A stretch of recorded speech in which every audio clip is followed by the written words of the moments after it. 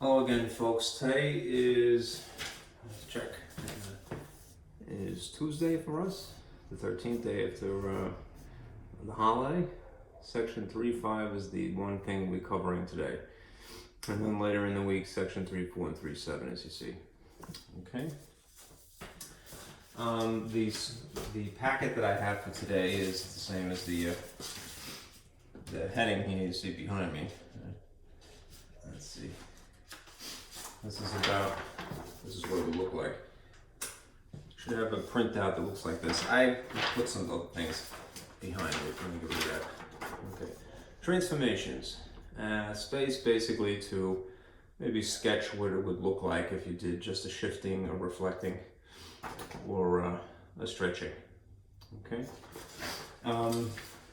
If for whatever reason you want to do something brute force, right? This is an older handout that you could always take advantage of. Specifically generating your own coordinates. Right? You have a calculated actually, a Texas Instrument calculator, and you primarily will be using this to illustrate transformations. But doing something by hand, a couple of times gives you more of a feel, literally. All right.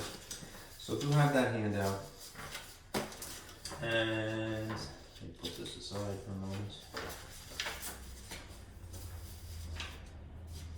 Let's get started.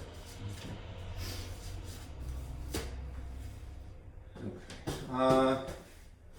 As always, let me sort of give you an overview of what's going to be happening.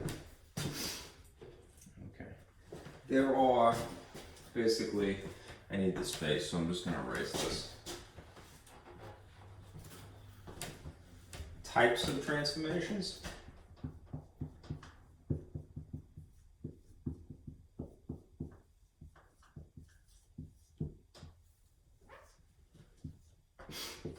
Alright, there's what you might collectively refer to as the rigid transformations.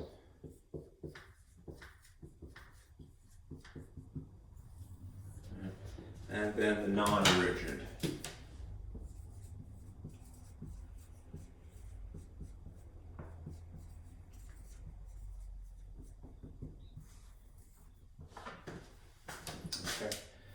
These basically, the rigid type, I would say they preserve the basic look of the graph that you're drawing. See if that's visible in green. Blind. It's a little bit. Let me pitch this slightly. There we go. Okay. They preserve the basic look. It might make something upside down, as you perform a rigid function, transformation rather, on your function. These, on the other hand, the non-rigid type, cause a distortion of some sort, so it'll morph the shape of it. Of the rigid type, right, there are what are called the shifts and the reflections.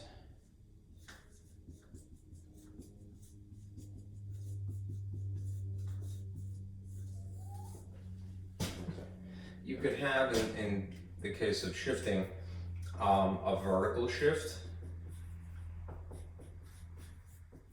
or you can have a horizontal shift.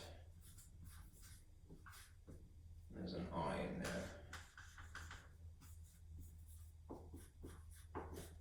Similarly, if you have a reflection, you can have a vertical reflection.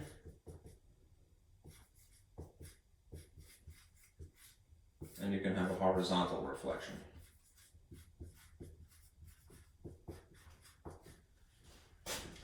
Of the non-rigid transformations, there are these type. They're really sort of polar opposites of each other. One is stretching, which would naturally cause a distortion. And the other is compression. At least that's how your textbook prefers to refer to it.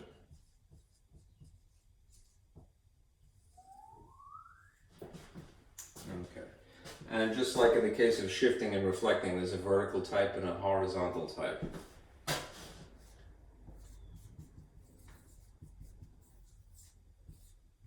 I'm just abbreviating because I'm running out of space.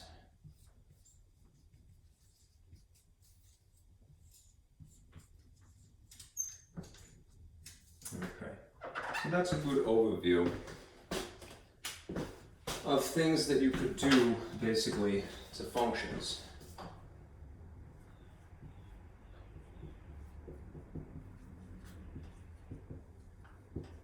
Types of transformations. It just basically changes the picture slightly. Okay. Basically, a vertical shift is going to make the graph move move up or down. Okay, that's a little out of the frame there. Let's see. There we go. And that is supposed to be an arrow, I swear.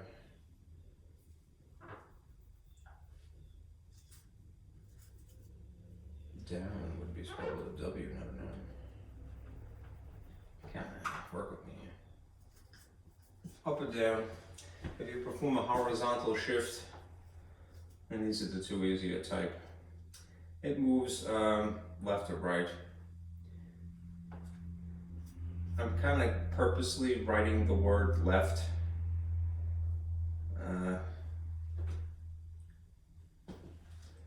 Like this. I think I have a tendency to say left or right, but I'm going to say right, left, because this one is going to be counterintuitive. I'm going to say that a lot because it is counterintuitive. That means that when you see the instruction in a formula, basically a model, right, you intuitively want to do something and you have to do the exact opposite of it. So it's counterintuitive, right, when you're doing horizontal shifting. Okay? When you're doing reflecting, this is basically just moving something. This is flipping. Right? And you could flip something vertically like that, in which case this is over the x-axis, somewhat ironically. Or you could flip something horizontally, which is over the y-axis. In which case the graph will be upside down. It will still be the same proportions, but it will be upside down. As for stretching, think of this as being basically a pull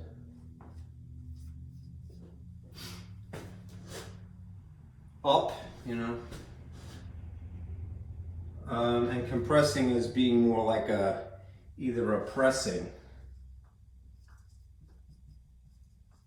a pull or a press. Right? You know, you could pull something. I've ever been to the gym, you know, sometimes you see that exercise equipment that is like springs like this. And dudes do that, right? Like, you're gonna get ripped. All right, they pull in the springs. All right, well, you could compress something this way, which is more or less squeezing. But you could squeeze in this orientation, or you could squeeze in this orientation. So let's just call it a press. All right, sort of like you pressed like this, or you pressed like that. Right, or you pulled like this, or you pulled like that. Right. If it's a vertical pull, right, then it's a pull up.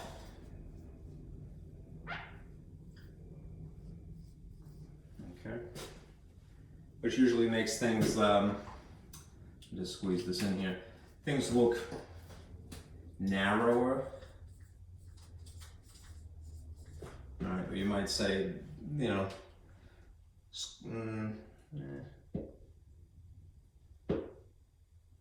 elongated. Okay. I think, especially if it has to do with parabolas, a lot of times it just looks like a narrower parabola. So I'll leave it at that. I didn't know that that's not visible. Come on.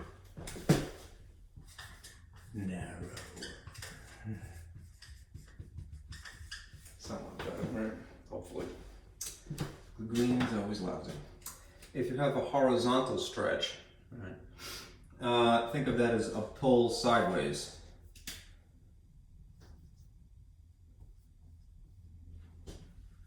It could technically be pull up or down. Right. I'm being very general here. Pull sideways like that, of the picture. When you're compressing, again, you could either press up or down. Tends to be down.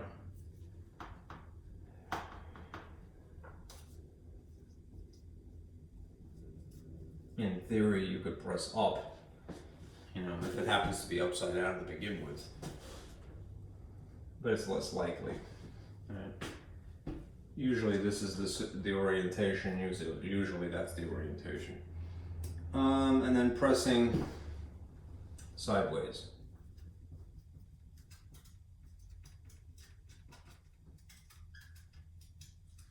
Okay. All right. Now, having said all of that, or I should say, having gotten that out of the way, right, let me show you the model that instructs you to do this, this, or this. These are very technical terms, but what's most important is recognizing the model. Not really happy with the way that our textbook is arranged, only for the reason that I think that they jumped the gun a little bit, and you'll see why in a minute. Here's the model that you want to preserve in your memory. A model for transformation.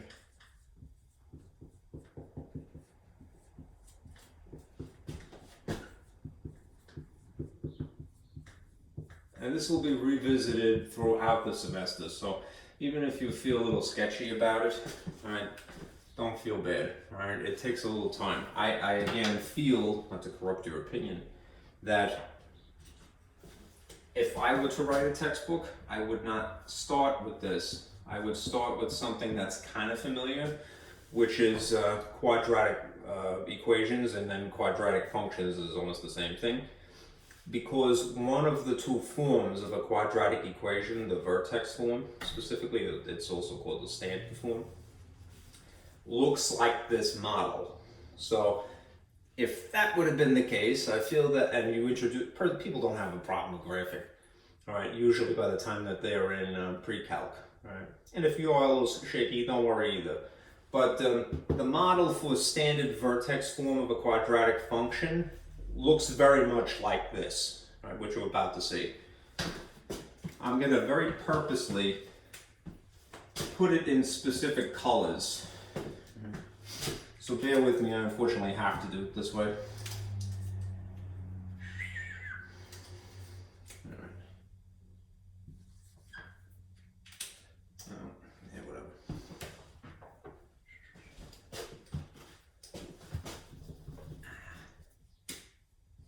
Is our function to generalize an equal sign.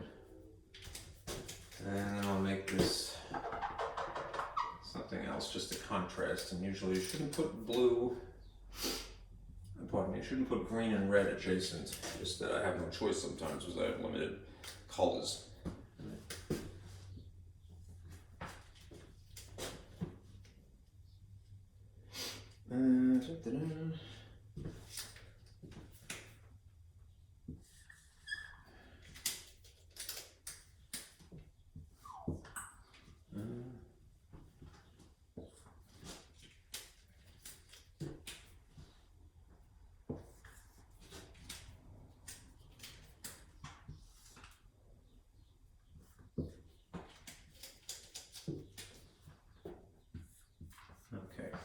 Now, this is a model, right, for transformation, meaning that the function that you have, just to remind you,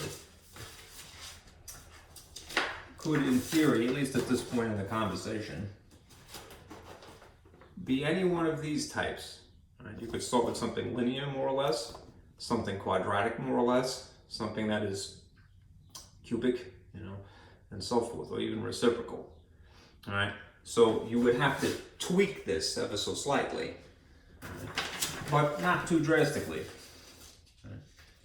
The key features there, which I've tried to emphasize by way of distinct color.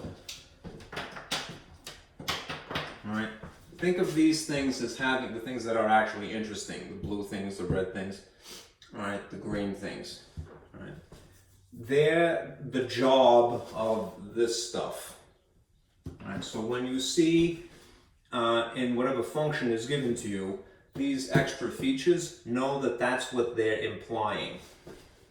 Okay? Just to kind of get you ready, all right? Most things start out as positive, but if you see a negative, that means that something is flipped somehow, right? Which implies that there's a reflection going on. It could be a vertical or a horizontal reflection in theory, all right? But if it's up in the front, it's specifically a vertical reflection. Okay.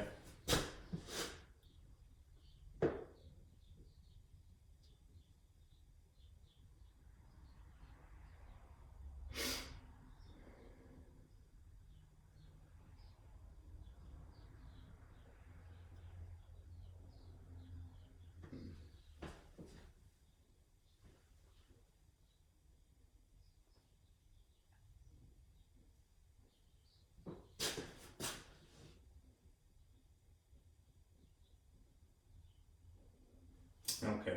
If in theory, if you're curious, if there were a sign in here next to this B here, that would be flipped.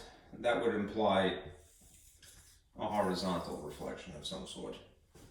Okay. If it was a negative X value. Okay. That's less likely, but you know, it's possible. This, whatever coefficient is sitting out in front here, they usually call it A. All right. This has to do with the stretches. All right. Or in theory, the compression.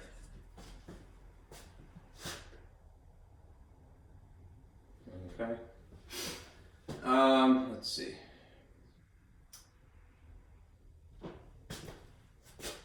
That is, well, a vertical type, right? If you have a whole number here versus say you had a fraction, right? It would cause either a vertical stretch or a vertical compression. So these two things. Not to make too much of a mess, I have another table for you, but to give you an idea. Perhaps rather than play this game that I'm doing right now, which is to connect things, I'm just going to write the labels above them. Here. I don't want this to get too out of control and a little bit more confusing in the process. This again, this does basically a flip, and it's usually a vertical flip. The factor that sits here is basically a vertical stretch. All right, it could be a compression as well. Right?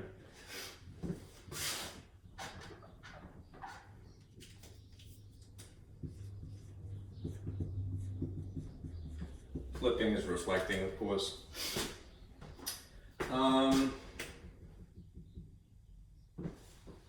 The factor that is sitting here would be a horizontal stretch or compression. And then there's these two, which are actually the most practical to know. All right?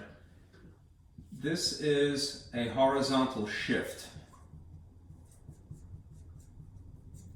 which again is counterintuitive. All right, so if you see a negative, what does your instinct tell you? Probably that, well, negative goes to the right, so that's horizontal, right? Well, in the formula, it's exactly backwards. So if you see negative, right, negative implies that you normally move to the left, I should say, all right? You will go to the right instead because it's counterintuitive. Then there's the thing that fills this position, which is thankfully intuitive. Right? This is a vertical shift. it tends to be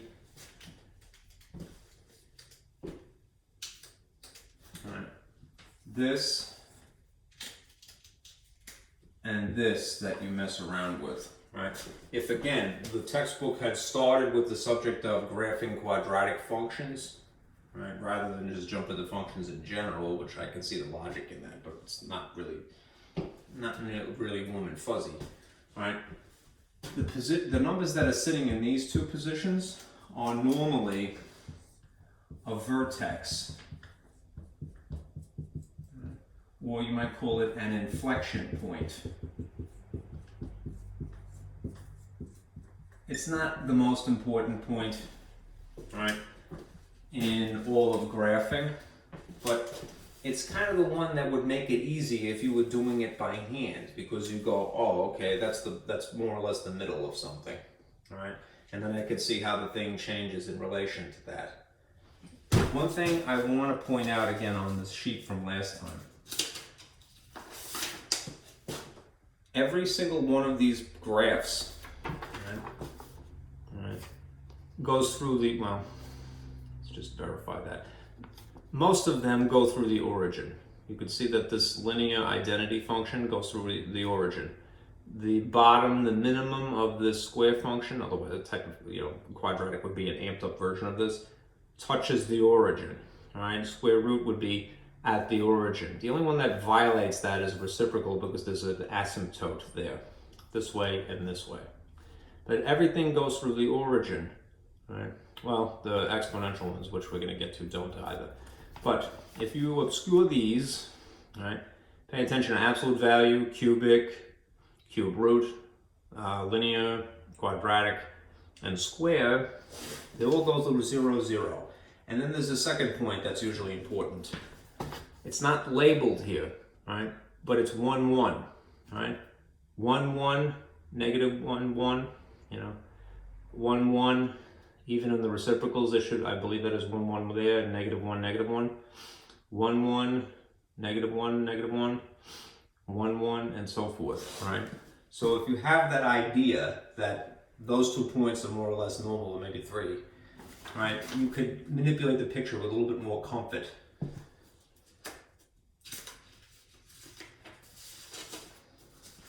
Okay, so, all right. So we're going to flip something, we're going to stretch something vertically, we could stretch something horizontally, or we could shift. The earlier types of these, they usually just put a number here and here. And again, quadratic standard form, vertex form of a quadratic function, they would refer to that as the vertex point. So they might go, oh, well, let's isolate that. I know it's weirdly called H and K.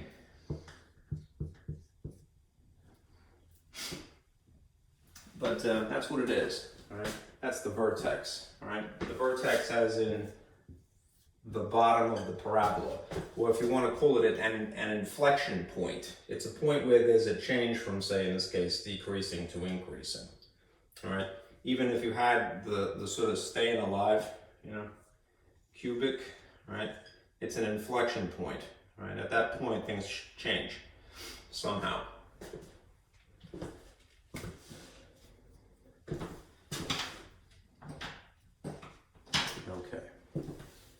Now, what I want to do is give you, again, an overview of the effects as they would be visibly. So maybe print out this piece of paper. I'm going to basically give you an example for each of these, right? Maybe a little bit more of the same information just to reinforce it.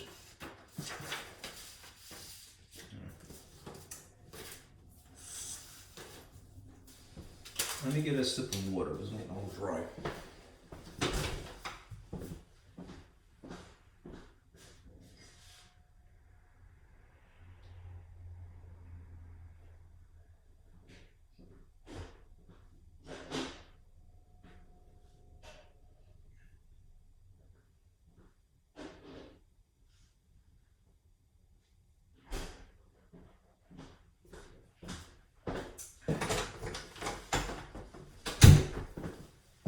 I'm going to erase this because I need the space. Unfortunately, Unfortunately, I don't have a projector, as I would have in a regular classroom. So I'll try to do this the old-fashioned way.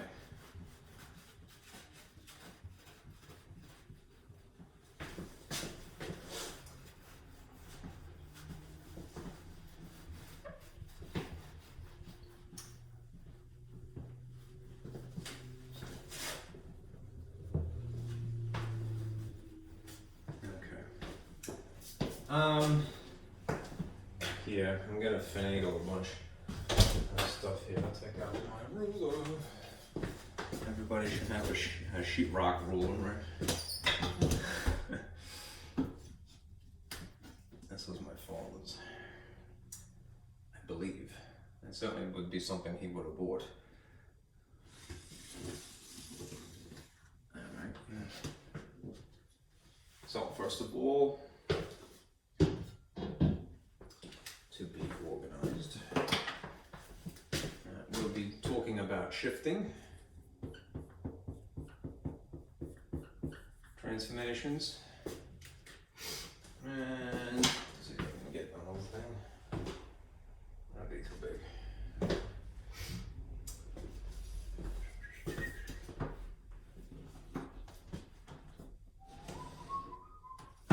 That'll work.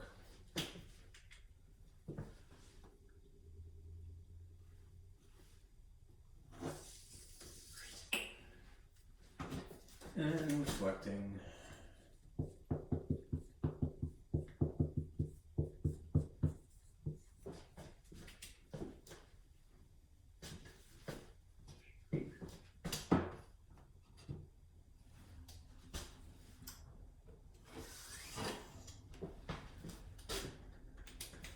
And although this will be compressing as well, I'm going to just call it stretching.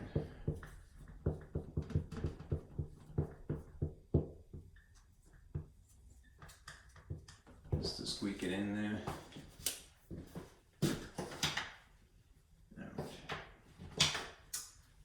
Now, let's do this again.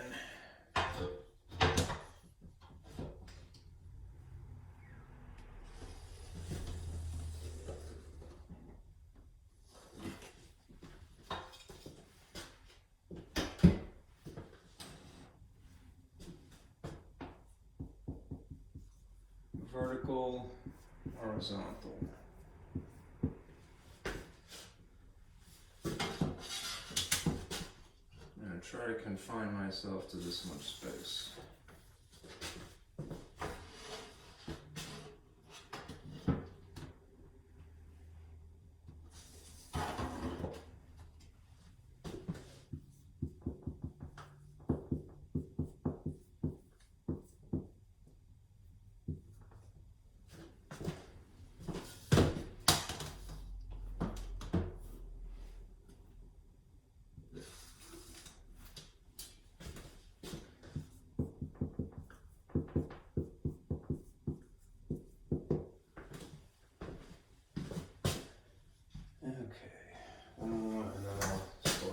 Examples here.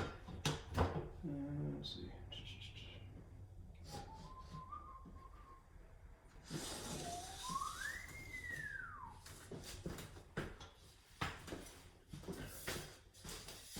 If you hear me fall down the stairs, I promise I'll make that goofy noise, you know. Ah, hooey!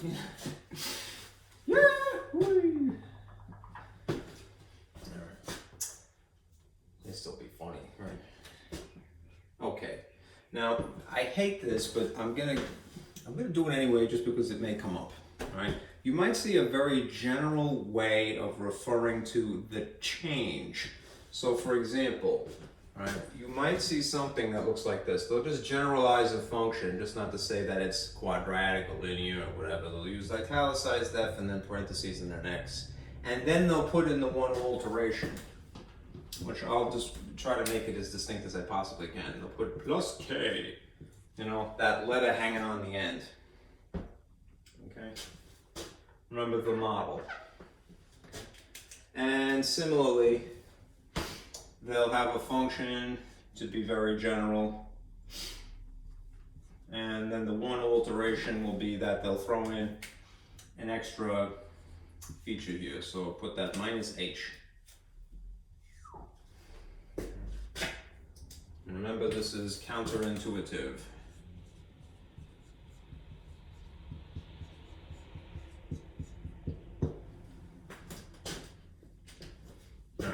What is the effect of this? All right. If you see a positive k, it means you're going to move up. If you see a negative k, it means you're going to move down. All right. Shifting is more or less moving.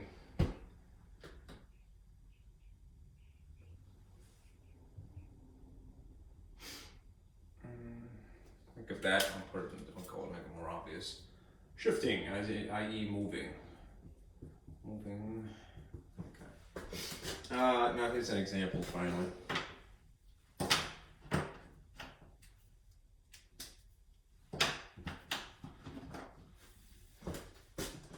Oh, just to complete this thought. If you see minus h, you're moving towards the right. That's why I say it's counterintuitive. If you see a positive h, it ironically means you're moving to the left.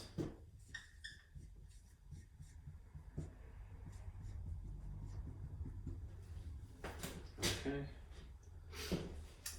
So I put some little boxes here to show you different spaces to write, to give you different little spaces to write. So continue with that logic, not to confuse myself. Alright.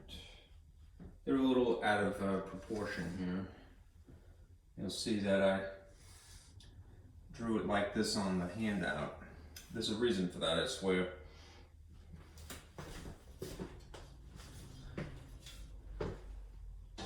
In this first box of each one of these, this is basically what it would look like normally. What a graph would look like normally. So let's just say, for example, you had coordinate axes here, and here, and here.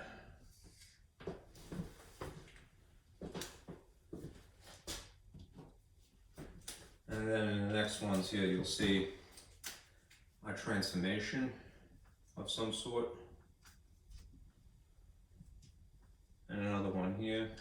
I need the extra space for this one, that's why I made it so long.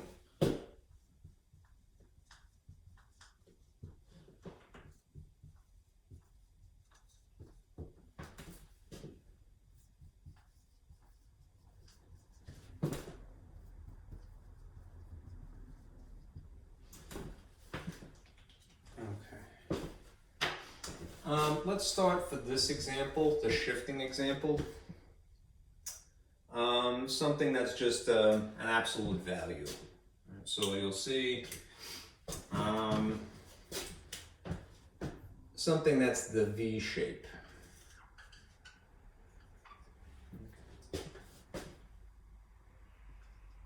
Absolute value function, right, makes the V shape. So as complicated as it would look, is you'd see some letter X sitting inside the absolute value lines, the modulus symbol. Right? Again, I want to reinforce that point.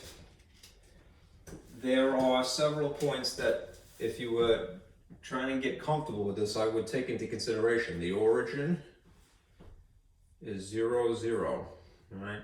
And then the absolute value has these points of interest, 1, 1, and negative 1, 1. Okay. If there's some kind of alteration made, or transformation, whether it's shifting or something else, these points will be affected by that. Sometimes it's some of them and not all of them. If we do this one little tweak here, right, where we throw on a constant, which is outside the function, notice that this is not in the parentheses, then what you might see as a graph is this. Let me give you the function first. Let's say that you had just to get comfortable, y equals, instead of f of x, the absolute value of x minus 3, throwing an extra constant on the end. So maybe what I should do is just put minus 3 here, just to kind of keep with the color coding, if you will. Right. How is that going to affect the picture? You can make predictions about it if you have some references. You could use your calculator, certainly, and I'll show you how to do that, but you don't always need a calculator. Right. If that's the only transformation, that an extra digit is thrown onto the outside of the function, and I can't stress that point enough either, outside. This is not inside the absolute value, it's outside of it. If it's just a vertical shift, there's a number sitting here, then all that means is that it's going to shift down. Right? So take all of these points, and you could take, at least start with the origin, that's the easy one, right? And count down 3 spaces, it's intuitive. 1, 2, 3, and you would have a dot here. You could, in theory, go to the y coordinate. The x coordinates will be unaffected by this. And then subtract. If you did 1 minus 3, you get to the point of negative 2.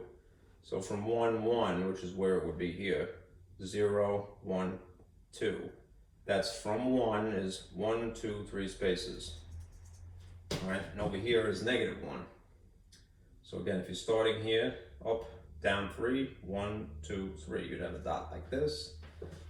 And your picture is, it's preserved in terms of its proportions. It's not distorted. It's a rigid transformation. You still have this V shape. All right, it's just lower down the axis. Okay. Let me do the other one here. Right. Let's say that the alteration of an extra feature here is not outside of it. It's on the inside of the function, specifically in the position where the h would be. Then if you had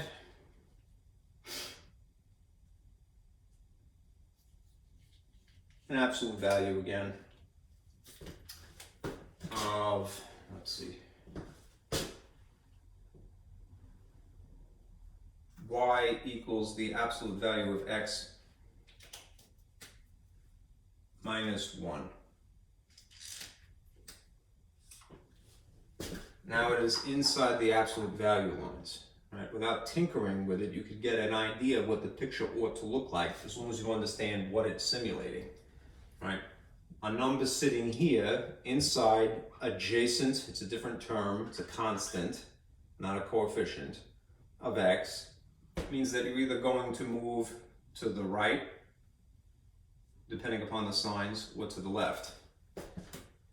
This is a negative, so it's counterintuitively going to move to the right. So if you draw a picture, I'll draw this in green.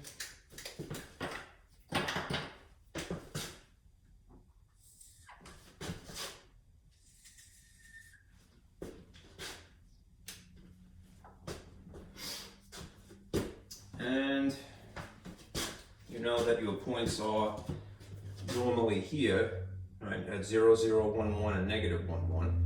If you pay attention exclusively to the x coordinates, all right, start with the origin. All right, here's the origin in our sketch here. Move it over to the right, 1 space would be there.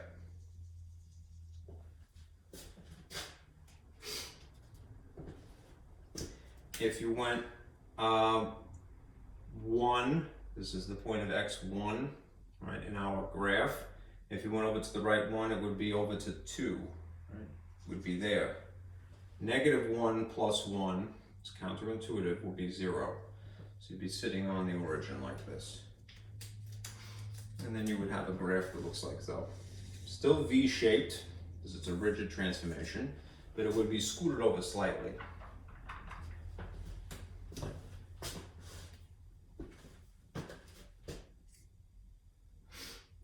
let's see, the origin is now, the vertex is now at 1, 0, as opposed to 0, 0. And this point is at, technically it would be 2, 1. And this would be, let's see, 0, 1.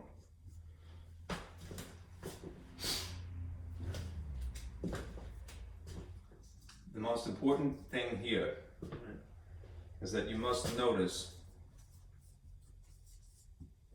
that this change is inside the parentheses.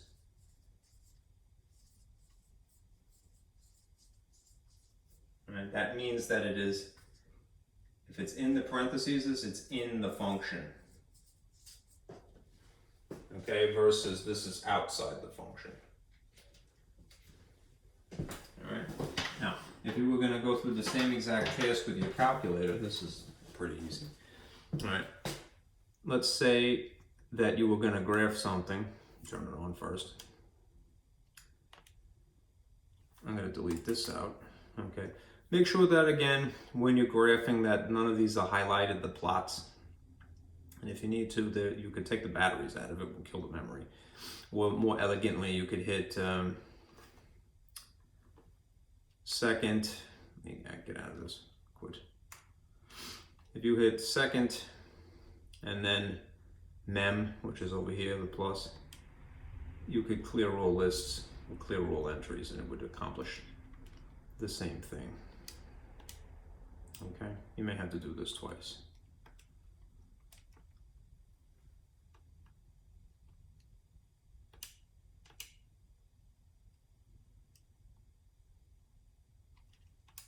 Doing everything backwards.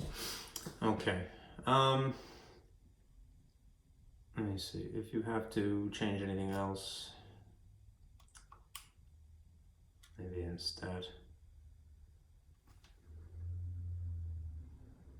Nah, leave it alone. Okay. The easiest thing is, if you have these highlighted, is just to move the cursor up there and then press enter. You can highlight them. Anyhow, you want y equals, and then you could put in, let's just say you did the thing that we had. Hit math, and then scroll over to num. You'll see it's ABS. It's an absolute value function. And then you could type X with this button, it's preset. And if you're not doing anything too complicated, you could just do what we did, which is minus, use this instead of that button, unless it's a coefficient, and then hit graph. All right, and then you see the traditional V shape. Okay. If you wanted to get the vertex point, or maybe the intercepts as well, with something else, hit trace, and then you'll see X and Y shows up, and you could scoot over. I don't like using the trace feature just willy-nilly like this with the arrows, because I find it to be a little too imprecise. Well, arguably it's very, very, very precise, but it never seems to land where I want it to. So the easiest thing is to make a guess, like what you think the point is, 1, or in this case -1, and then hit enter, and then it will verify -2, right? And if you want to use +1, gives you -2 as well. Is it 0? Gives you 0. Okay.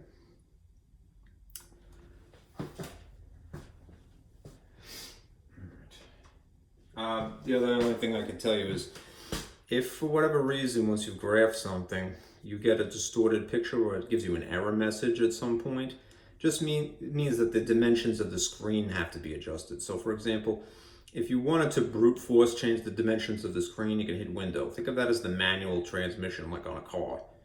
All right, if you hit zoom, you have these more automatic features. Z standard is pretty much what everybody tells you to use, and that's what it is automatically. Right out of the box, that's what it's set to. If you want to zoom in and out, right, just remember, if you do that, zoom in, I hit the back button.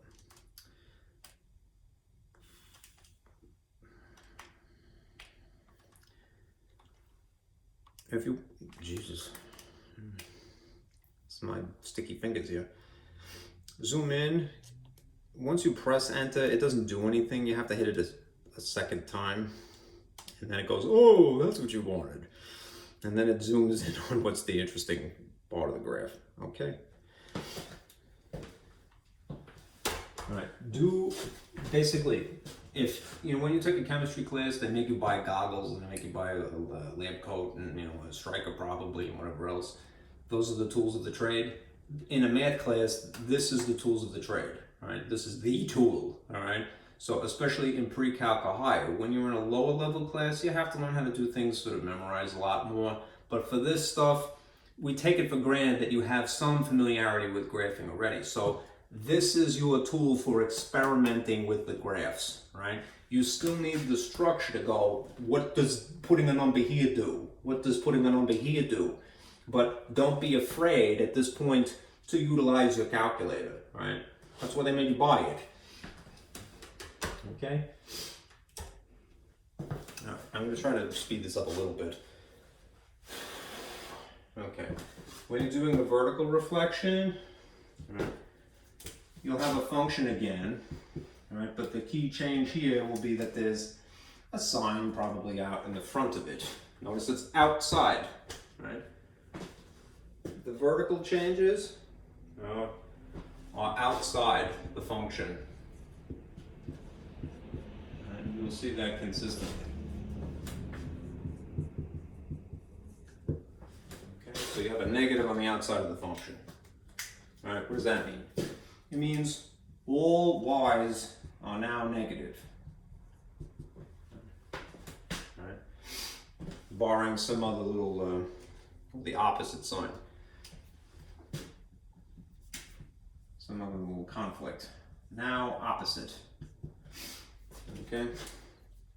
If you had this situation where you have a function, but the change is on the inside of the function. So you have a negative coefficient of x. And that's just the sign really, not the fact that this is a 1 here. Notice that the horizontal transformations are taking place inside the function. That's consistently the case. Now, let's change this. I had used for shifting the absolute value. I had a function that was the absolute value. For reflecting, let me do something a little bit more interesting.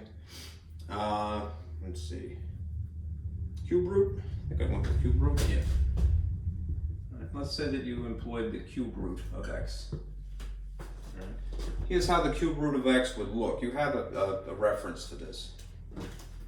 You would have a graph that basically looks like a sideways, like walk like an Egyptian kind of pose, if you will. Which is a good song, by the way. Yeah. So you'd have a point here, and a point here that are pretty much consistently true. All right, 0, 0, 1, 1, and in this case it would be -1, -1. For the function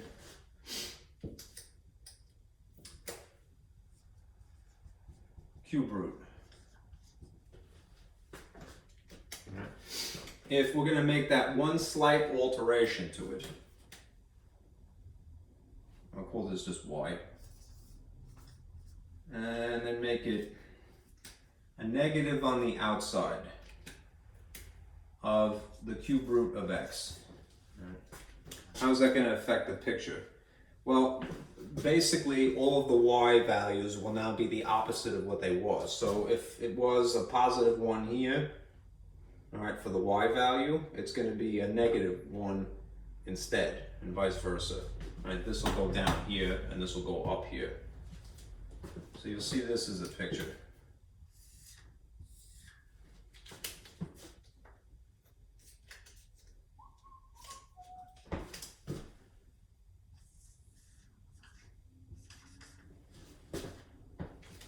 Have these points.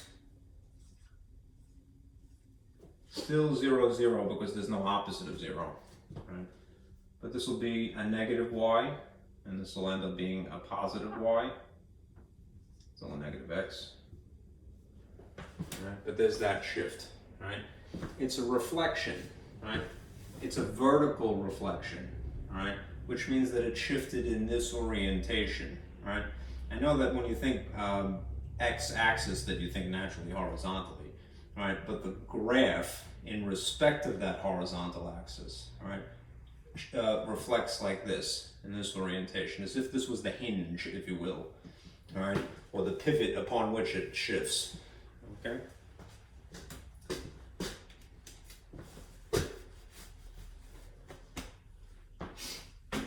All right. Here's the next situation. You have horizontal reflection. Okay. These two happen to be, just for this particular graph, happen to be almost imperceptible. Right? There's almost an imperceptible difference. This is, technically speaking, all x's now opposite.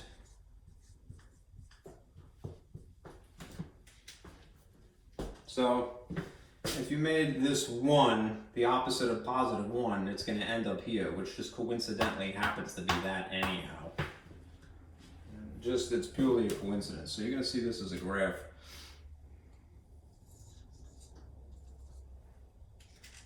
That is not always the case.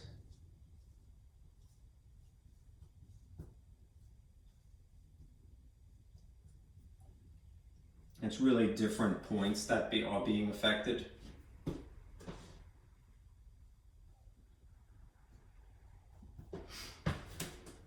Okay.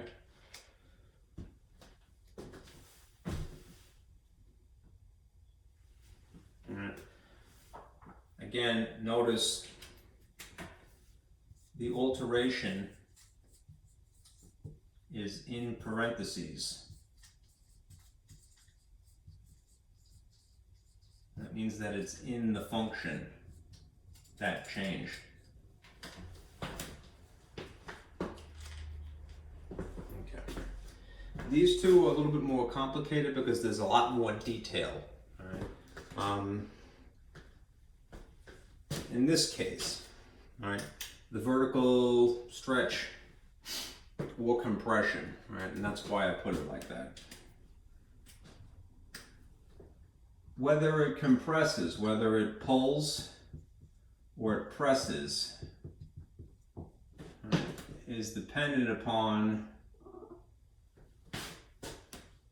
a factor on the outside in the case of vertical. So for example, you'll have a function, right, but then there'll be some coefficient up in the front, right, versus in the case of the horizontal, you'll have a function, but there'll be some coefficient on the inside. There are some rules to this, all right? And I'm kind of running out of space, so I'm going to maybe erase a little bit for the sake of visibility. I'll try to finagle it. All right. If A, that looks like it's okay, is greater than 1, it's a stretch. Okay. If, on the other hand, A is something in between 0 and 1, and that basically implies that there's a fraction there. A frac. Not an improper fraction, but some kind of a fraction that would fit in between 1 and 0. Then it's a compression.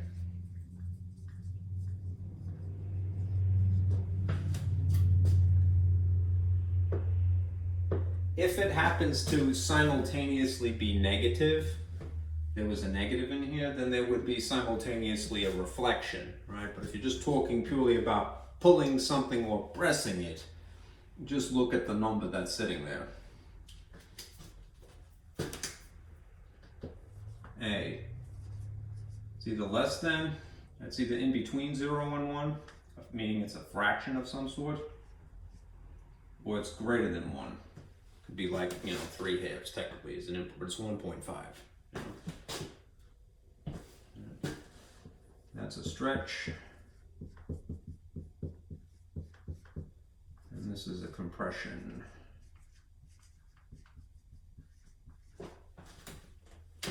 Okay.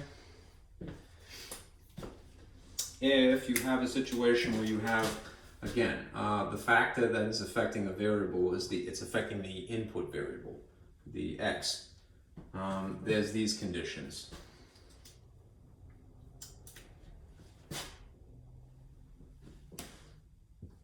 If b is greater than 1, it's a compression.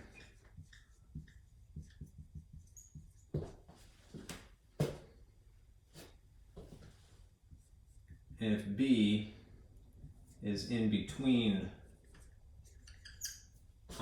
0 and 1, similarly, it's a fraction of some sort, that implies that it's a stretch.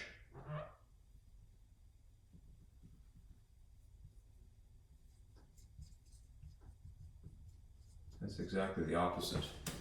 I'm a little worried that this is not visible, so I'm going to rewrite that.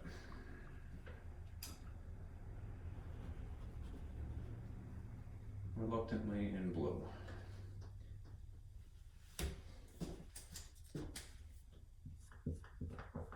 But it messed up my blue, it was so nice.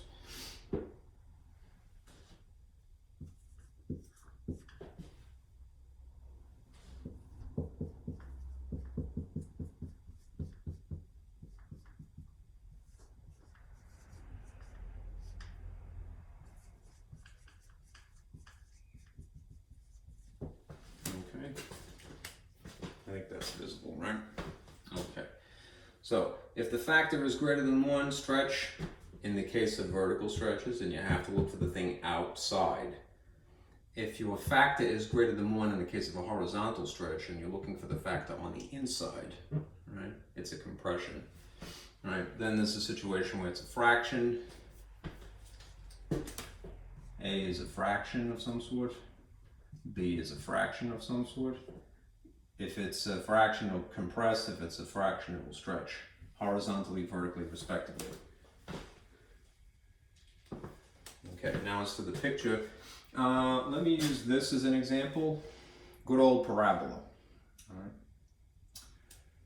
So f of x is equal to x squared. All right, I'll draw that here. All right. If you had a parabola, which is really what I feel the textbook should have started with, it would go through these points. 0, 0, 1, 1, and negative 1, 1. Right. Let's just call this f of x is equal to x squared.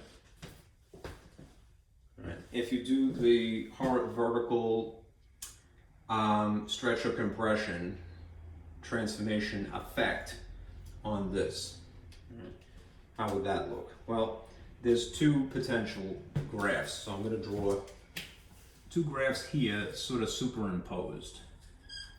I may have to just jerk this a little bit. Owie! I'll draw this down here since it's going to be mostly, my example is going to be mostly above these axes. Like that. Okay. If you had, let's see,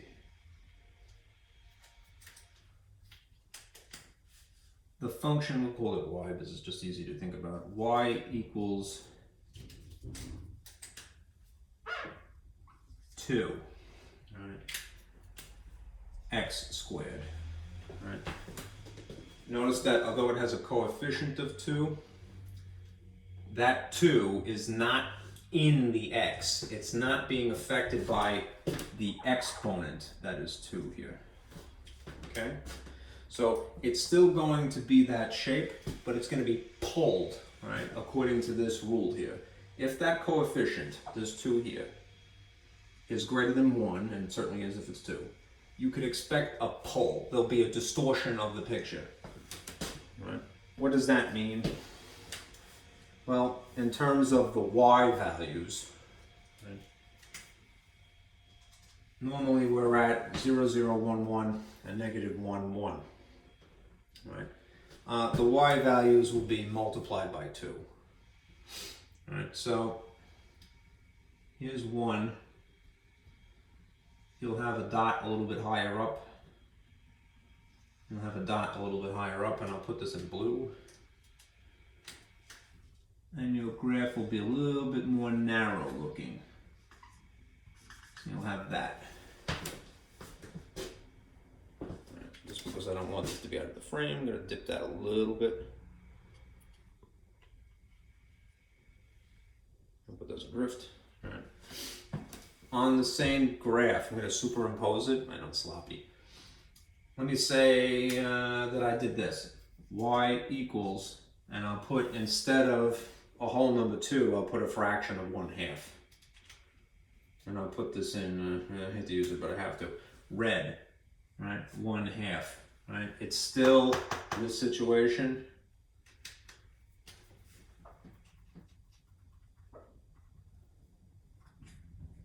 See the vertical compression or vertical stretching? Right, and it's x squared, right? Because it is a number that is a coefficient that's in between 0 and 1, a fraction would be. Right? Then if you multiply all the y's, right, what would happen is that they would press this way. So you're going to get a graph that looks a little bit more like this. I'm going to put this in red just for the sake of contrast. All right. At the location of 1, your y value would be diminished to 1/2.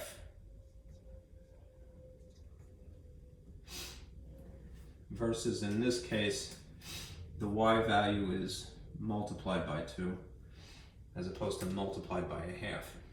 Right. So you'll see a graph that looks like this. And it looks like the blooming onion now. Bonza! You know, come on. I could go for that right now. Huh? I haven't been to a restaurant in like at least since March.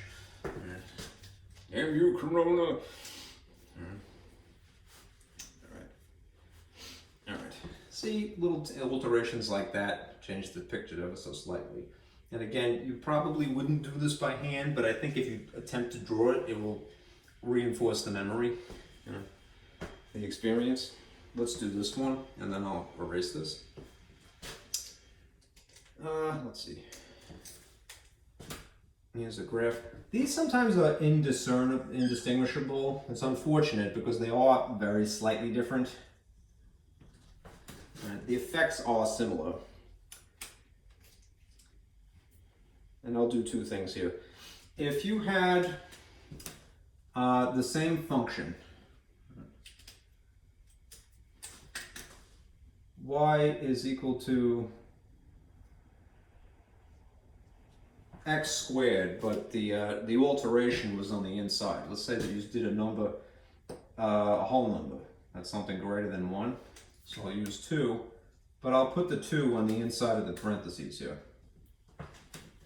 And you would have to encapsulate it that way. You would have to have the parentheses if you want that feature, that effect. All right. That's going to multiply the x value, and that isn't going to in turn going to affect the y value even still. All right. But once you put the 2 on the inside of the function that's in parentheses, the square, that is the unique defining feature of a quadratic, all right, affects that coefficient as well. It's not an afterthought, it's part of it. So the graph would look something like this, all right? First of all, what's 2 squared? 4, right? So even if this was 1 for the x value, the y is still going to be 4. So you're going to be in the origin, 0, 0, but go 1, 2, 3, 4, and you have a dot here. And the same thing here, even if you use -1, -1 squared, it's going to be +1. But the 2 is still going to be like that. So you are going to get a skinny, narrow looking graph like this, just by putting a feature there. The thing is, it's not distorted to the same degree. All right? It has, unfortunately, very similar effects a vertical stretch and a horizontal compression, which is what this is. This is technically a horizontal compression versus this is a vertical stretch here in blue. But notice the features. If you examine the coordinates, the distortion is only pulling something, and I have to put these markers down to sort of exaggerate. When you perform the blue here, the vertical stretch, you are pulling everything this way, right? And that's the effect, 1, 2 from 1, 1. If you're horizontally compressing, which although looks very similar, you are pressing on something in this orientation. It's squeezing like that, right? Puppets is what I need. All right. So it does unfortunately have a similar effect, but remember, yeah, sure, this is 0, 0, but this is 1, 4 now, you know, as opposed to 1, 2. And I use the exact same digit. I used a 2 in the inside and a 2 outside the function. Let's say that you used a half again, all right? And I'll put it on that as well. Let's see. If you did y equals a half,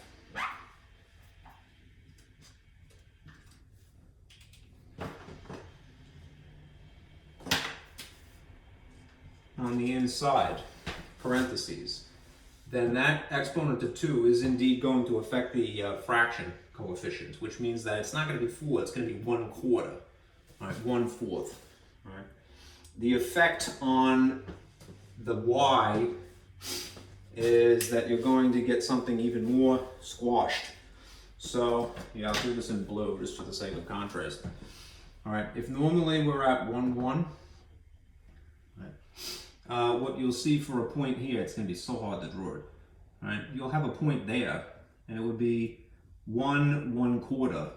That's the y value. And over here, it's a half of a half, literally. So even if I went to -1, that'd still be a quarter. I'm going to have even flatter a bloomin' onion that has been run over. Flat bloomin' onion, yo! Alright, would you like a flat onion? Yes, I would. No, I wouldn't want to run over food, it's terrible. Alright. Again, it has, unfortunately, a similar looking effect, but if you analyze the minutiae, the very fine details, they're not exactly the same. Okay. Alright.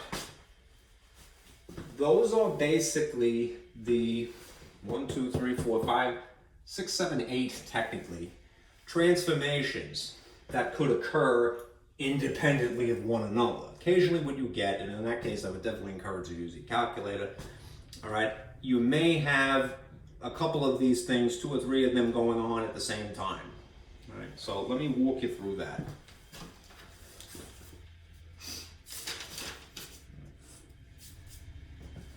And I have to erase this. Will that work? You know what, I'm just a little nostalgic for this already, so having spent that much time. All right, I gotta take a picture, even though my camera would, my video would technically do that. Let's see. See, this is proof that I work. All right. All right. Adios.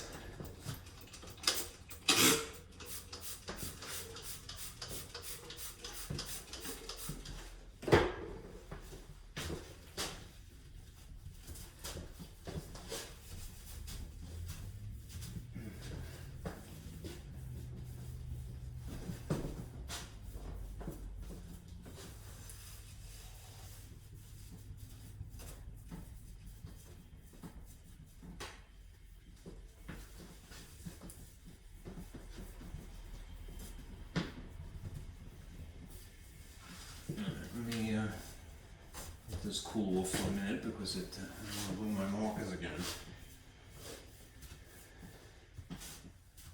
I'll do that, and then again get a sip of water.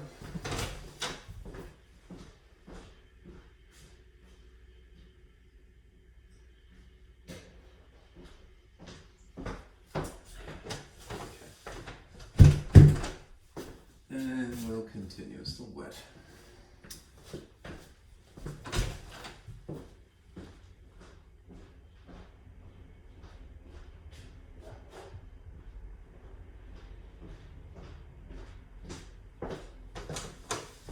I'm so glad I have the foresight and the good sense not to combine this chapter with any on the same day, because this is too deep.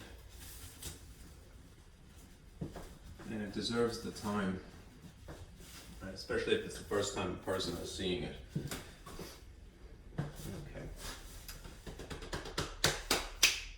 All right, let me give you a little strategy. I could adjust that slightly.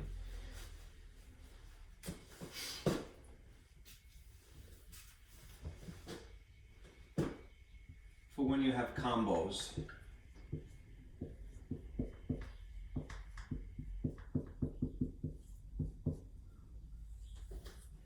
okay.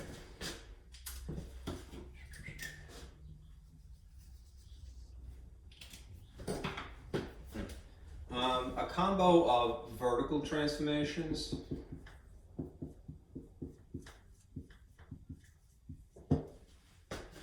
and then a combo of horizontal transformations.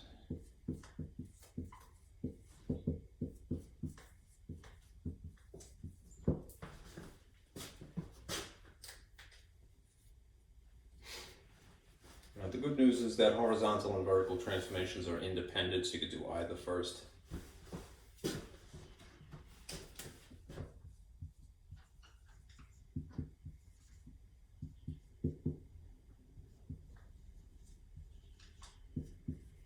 They're independent of each other.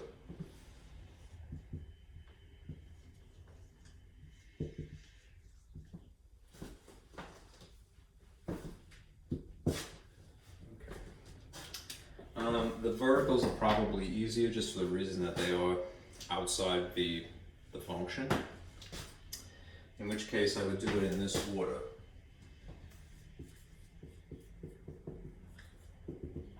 Number one, perform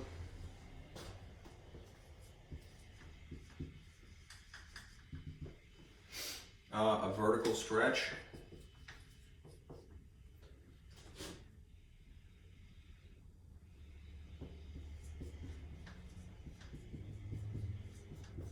Or compression.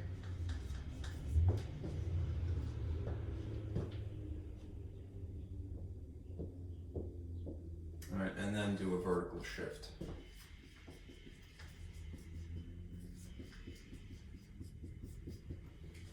Okay.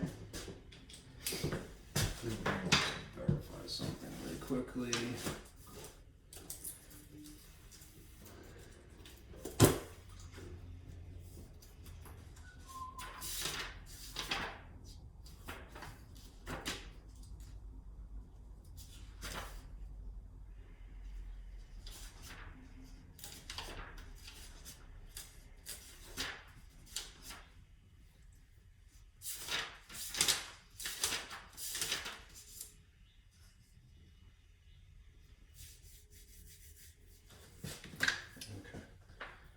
So in this case, if you have, I should have wrote that. I'm going to put a model up here. If you have something that's basically looks like this.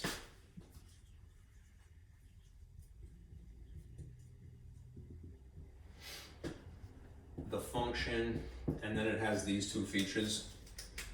There's a coefficient in front of the function, and then there's some feature on the end. You're going to figure out, calculate if necessary, the vertical stretch compression. All right. That's the A portion of this. And then vertically shift is an afterthought, so going to be plus K. If you have something that looks like this, the horizontal ones are a little bit more cumbersome. So you might start out with something that looks like this.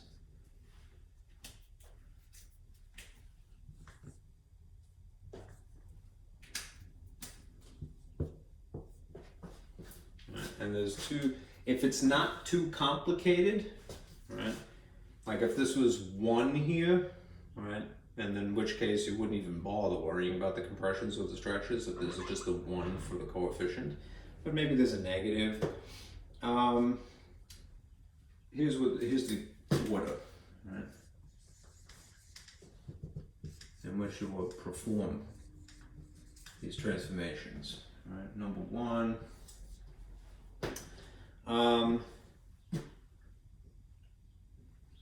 Horizontally shift, believe it or not. And this one is a little bit counterintuitive again, right? By a factor of 1/2. Pardon me, 1 over b. That's not a typo, believe it or not, that's just weirdly the way it is. I'm going to show you an example later. Okay. And then 2, horizontally,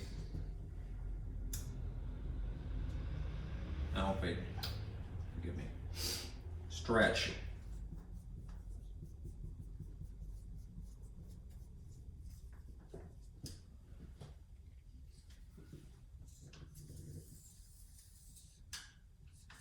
By that much. Shifting is totally easy, right? The compression stretching is a little bit annoying when doing horizontal, right? So this is the factor that you have to take into consideration. Whatever the b value is, you're going to make it look like a fraction, unfortunately. Even if it starts as a fraction, you're going to have to correct for that. It's a little wacky, okay? A more ideal situation,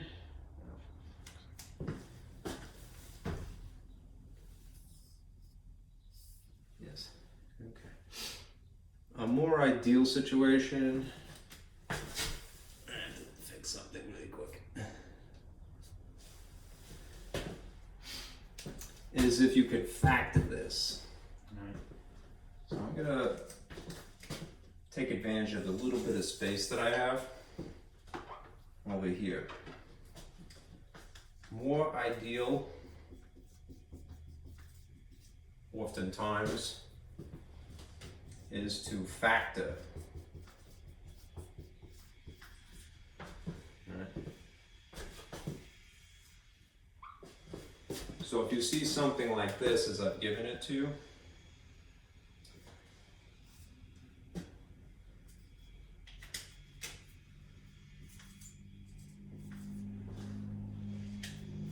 sort of mutated form of this, if you will, factored,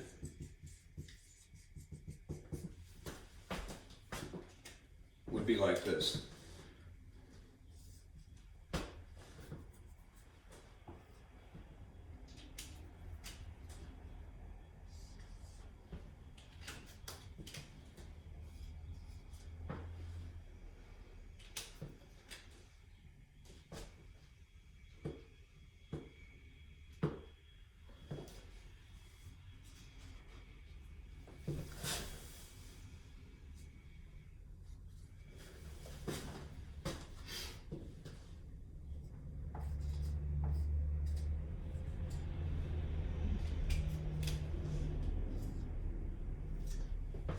That's a little wacky, I understand, so let me just explain.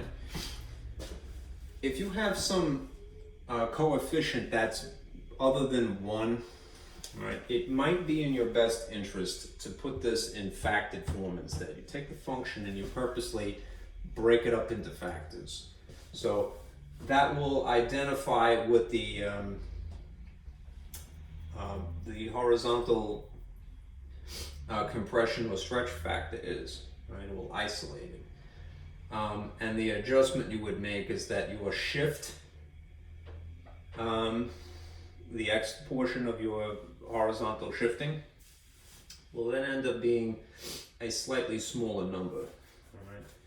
So anyhow, if you distributed this, just to prove that this came from this, b times x is bx. All right. But b times the reciprocal of 1 over b, there just happens to be an h there, would cancel out the b for this term if you put it back that way. You may want it in this form instead, right? Especially if you get into trigonometry down the road, right? It's in your best interest to do that, right? In this case, the instruction will change a little bit, and I would do this instead.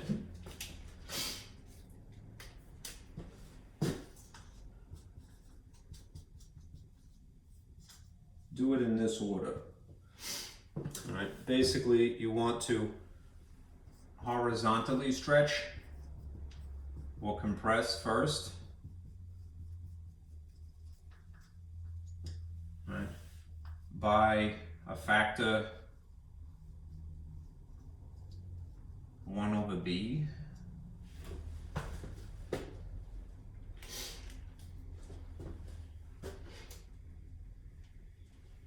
And then horizontally shift after the fact.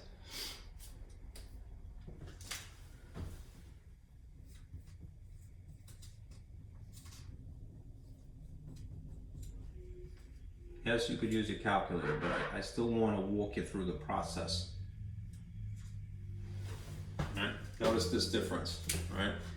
If you have something that's given to you in a slightly more basic, not necessary to factor way, something not necessary to factor,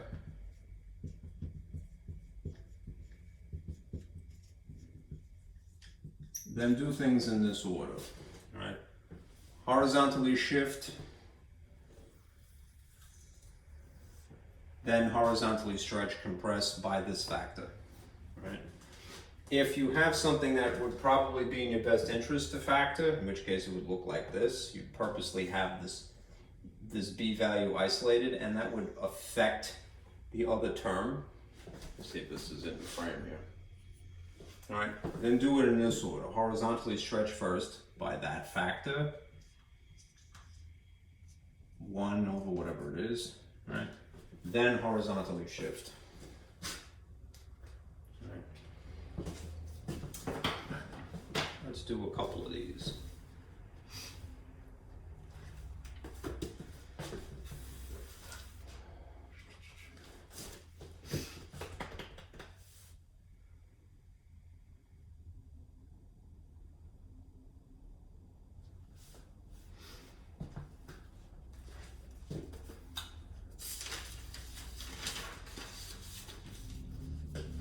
This is maybe a little intimidating. Don't be. Don't be intimidated. I'm going to erase this just because I need the space.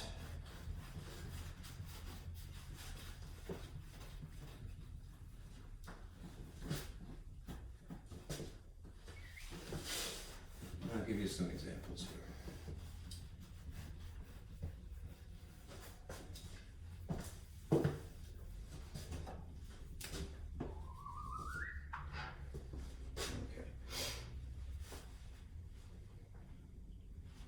Let me get the space even still.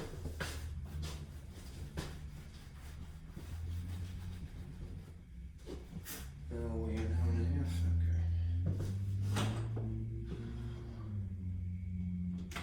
Okay. And if you were going to graph this again by hand, and no, you're not required to, you have a graphing calculator, I still want to sort of get you adjusted because it will give you a stronger grasp of the material. So let's say that you have this as a function. And we'll do something slightly different. We'll do x cubed, all right, plus 1. Right. First of all, in your mind, all right, compare this to the model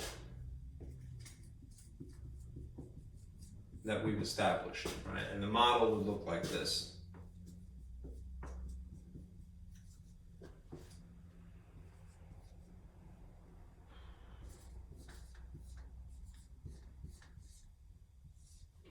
You'd have plus or minus some coefficient, a factor in between, bx minus h, and k. Right? Compare the model to the thing that's given to you, and then see what is included and what is not included. Right? And then if you need to, tweak the model. Right? In the model that we have, the degree of the function is really 1, but in this case the degree here is 3. So if you really want to, just for the sake of consistency, make that a 3 there. Okay? you could see that there are a lot of things that are not included. Right? This would be, if I were to adjust this, there's no coefficient attached to x, so we don't have that, right? Which means that there's neither one of these. Right. There's no obvious sign other than positive, so you don't even have to worry about reflection. And there's no h value. There's no parentheses in this at all. All right. So the only thing that is included is the defining degree that decides what type of function you have. It's a cubic. And that there is something sitting in the position of k, which is a vertical shift. Okay. So, what kind of sketch would you get? The basic sketch of a cubic.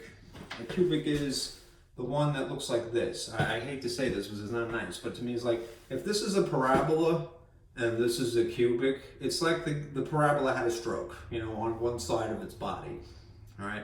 Or you could say it's the staying alive, right? That's kind of an alternative way. Anyhow, it would look like this. I drew it a little bit nicer. It would go through 0, 0, 1, 1, and negative 1, 1. Someday I'm gonna have a stroke, and I'm gonna be having that thought and be like, you bastard, you look what you did, you know? It'll be my karma. Alright. Geez, I hope not. My uncle had a stroke. It's not nice. Yeah. Anyhow, that's the basic shape. This is if we had something that was simply y equals x cubed. Alright. If, on the other hand, we see that we have just a +1, right, in this position here, that means that it's going to be a vertical shift, which means that all of the y values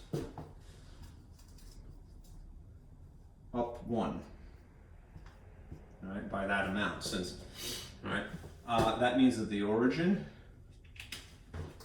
0, 0, y, 1, and this is a negative 1, sorry, would go from here to here, and this would go from here to here, and this would go from here to here. And you'd have this instead. They'll have different coordinates, all right? But unless somebody asks you to specify, you don't really have to worry about it. It really is just going to be one number higher than what it was. So if this is 1, 1, then this will be 1, 2. And if this is 0, 0, then this will be 0, 1. And if this was negative 1, negative 1, then it's going to be negative 1, 0. It doesn't, although I didn't draw it very nicely, it doesn't distort the image, it just moves it.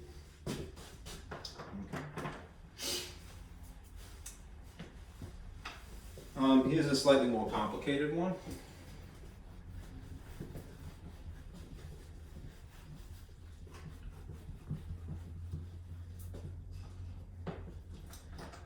Suppose you had this. A function is equal to x plus 2 squared plus 1. All right, again, compare it, get in the habit of comparing this to the model that we have. We have a function that you could transform in several different ways. You could flip things by changing the sign of a lead coefficient. You could put a lead coefficient other than 1, which causes vertical stretching or compression. You could horizontally stretch or compress something by putting something in front of x. It has to be factored though. You could move something horizontally in a counterintuitive way, or you could move something vertically, which is intuitive. Right. Again, this is the model. The only difference what we would have to make is that we would say, well, it's squared, okay, right, to make it more closely resemble. All right, and then start to pluck out the things that are not there. You know, there is apparently, in our case, no need to consider a vertical flip. Reflection is really what you would call it. There's no coefficient other than 1, which nobody bothers to write, so there's no need to consider vertical stretching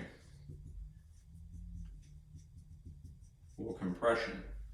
Similarly, there's nothing other than 1 here, so there's no need to consider horizontal stretching.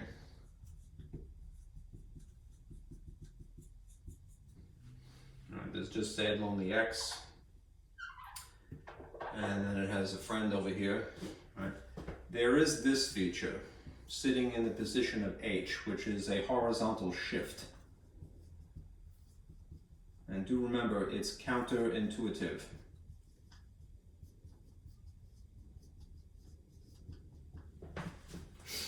All right, and then there is also simultaneously a vertical shift, which is thankfully just intuitive. Okay. So again, if the textbook had started with, I'll put a little thought cloud here, quadratic equation or quadratic function in vertex form, or sometimes it's called standard form. This is called standard when it's called a function. Then you would have something that looks like this. Normally it's just y. Let's see. A times x. Let's see, minus h squared plus k, something like that. The vertex form of a quadratic function practically is the same thing as the model of a transformation. I don't know why they didn't start with that, but hey. All right, anyhow, what you're taught at that point is, hey, you need to graph this. So you go looking for this feature and this feature, and that's the vertex, all right, known as h minus k, all right, which is really an x value and a y value on a graph, all right? So if that's really all that's here, all right, and it's written as positive 2, positive 1, here's the graph of, if this is squared, this is a parabola shape. Ordinarily, the parabola would be like so. It would go through 0, 0, and 1, 1, and negative 1, 1. And all you're going to do is horizontally shift it and vertically shift it. Start with the vertex, all right? The vertex, since it normally goes through the origin, 0, 0, is this. It's negative 2, positive 1. All right, remember that horizontal is counterintuitive.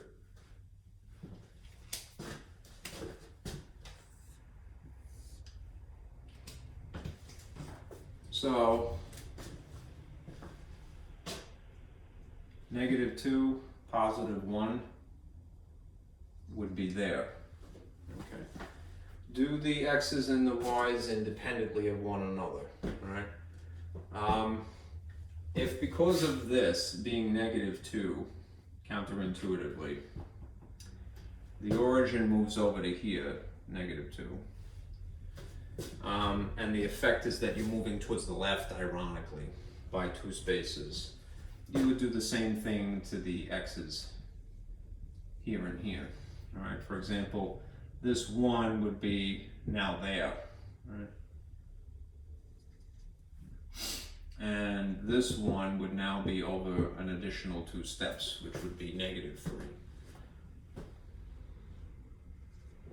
And you would have a graph that looks like this.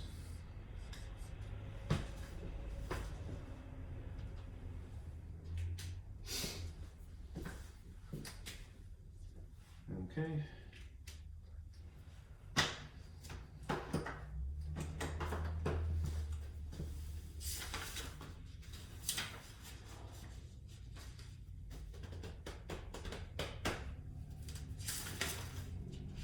Wait the time here. Okay. Just in case it comes up, I want to show you something. In looking through the textbook, they really didn't ask you to do this, They didn't ask you to write a transformation, they just wanted you to read one.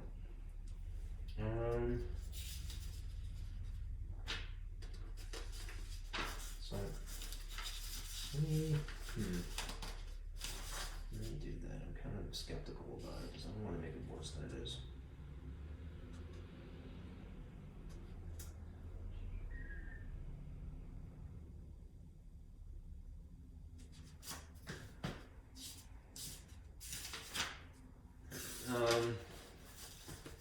Let me do this first. Let's do a triple.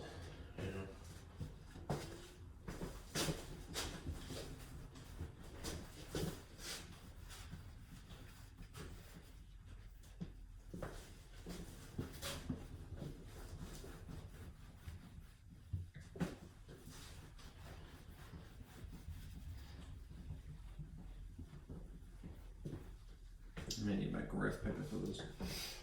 Alright, I'll use 2 boards probably. Let's graph a triple transformation. A triple changer.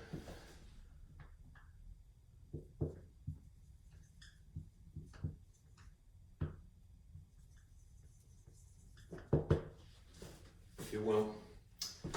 Used to be a toy years ago called a triple changer, and it would turn into 2 different vehicles and 1 robot.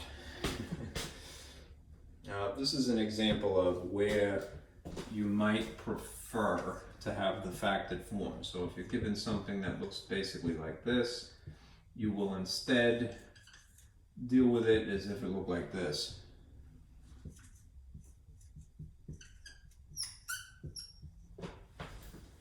Factored.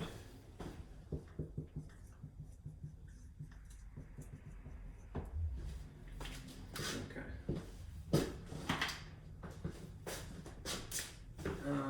So you had a function, and it looked like this.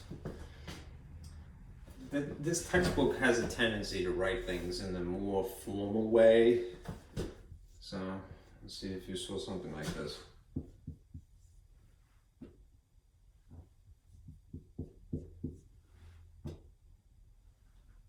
-3. In this style, it might make it a little bit more obvious.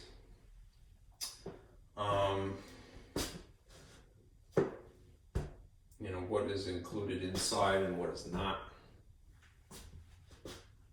Okay.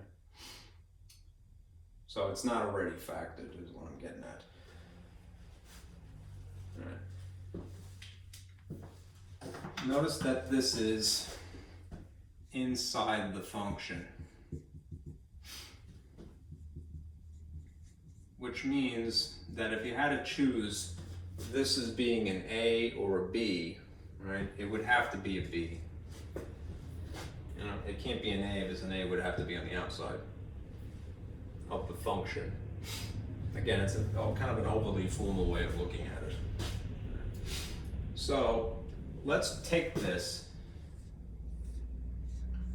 and factor it.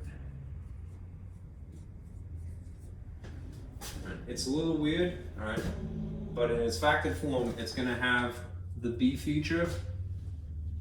So that's the thing attached to X. Right. That's the B factor. Still pretty much where it is, but it's going to be now outside of parentheses. Right. This is still technically like that.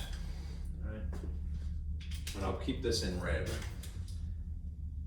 just to make it a little bit more lucid. And just to distinguish one function from another, I might just call it G instead. It's a G is the regular F function, but with these additional features. Okay? If you factored out a half from X, that would leave an X behind. There's probably no debating that. If you factored out a half from 1 that was there, what are you going to end up with?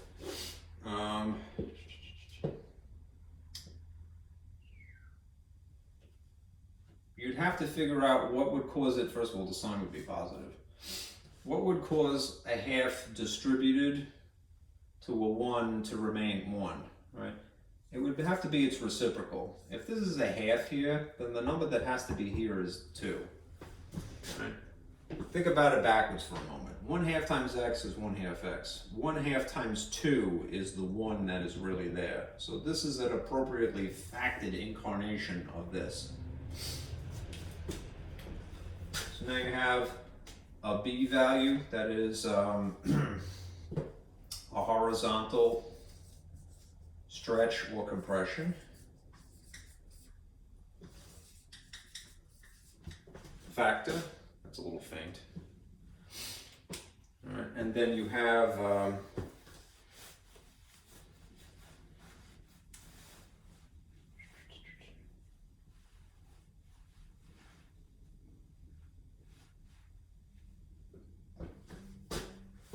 basically your the vertex.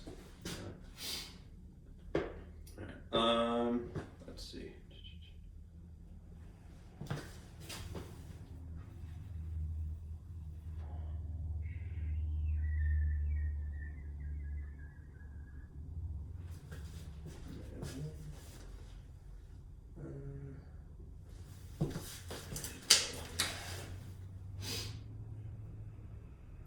Really just pay attention to the horizontal compression right now.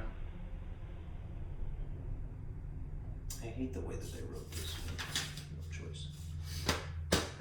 All right. Let me give you a drawing to start with.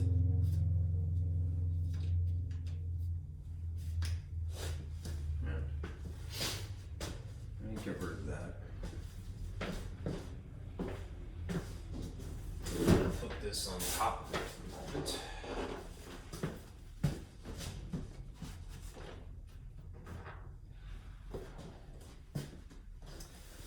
And I'm going to simulate some axes here, so humor me for one moment.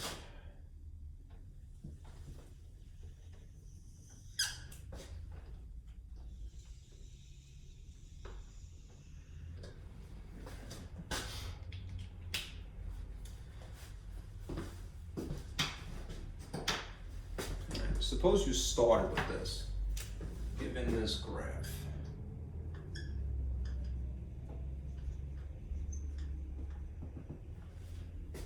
You had this drawing, which kind of looks like a semicircle. I'll put it in blue. I don't think that's going to be too obvious. Let me put it in green, and see, just to not make it too ugly here. A dot here, a dot here, and a dot here. And it curves like this. Here's your general sort of function.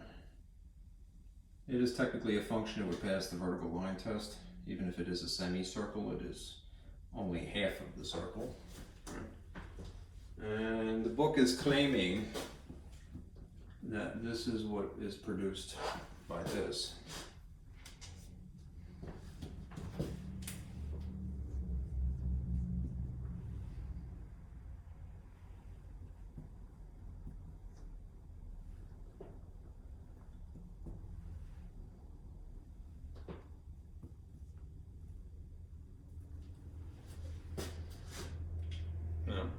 We're going to take this function and we're going to morph it so that it has these changes to it.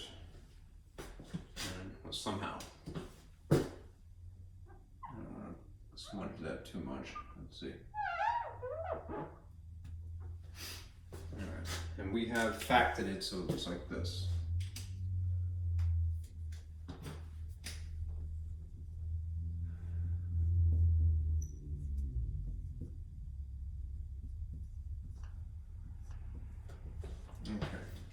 Remember what I was saying before. If you have something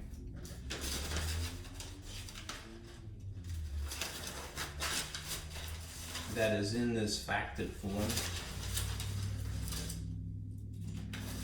then this is the procedure that we're going to follow. If it's factored, then what we'll do is this. We will horizontally stretch first.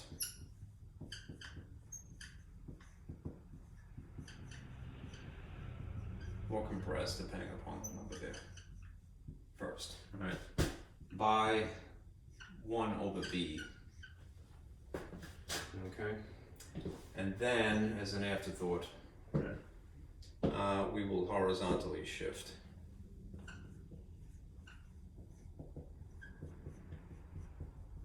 And then, since it happens to have a vertical shift, we'll do that next. This is basically the rundown. Okay.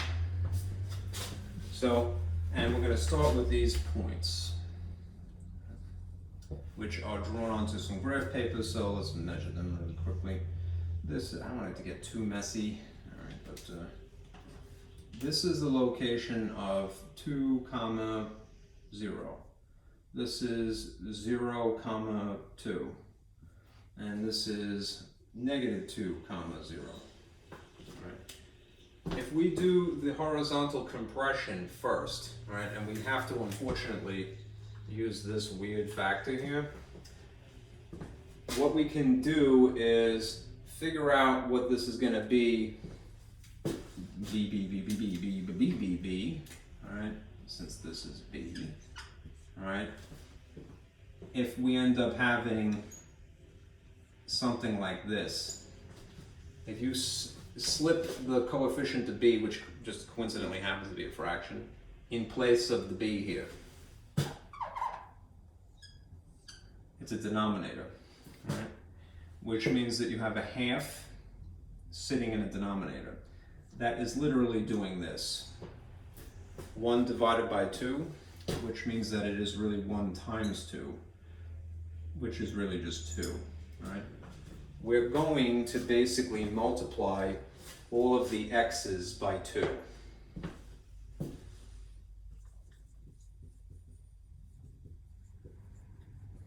Because of this, the way that it's required of us, right?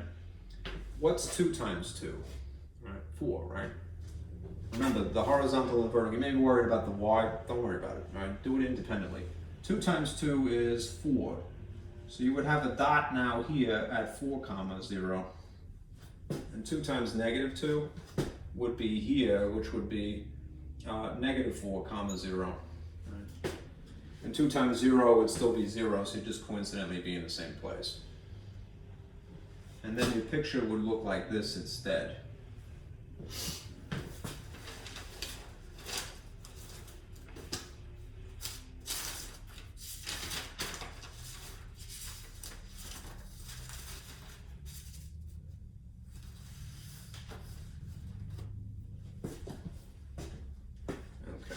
That's having done the horizontal shifting first. Pardon me, the horizontal stretching, right? Because remember that the requirement of us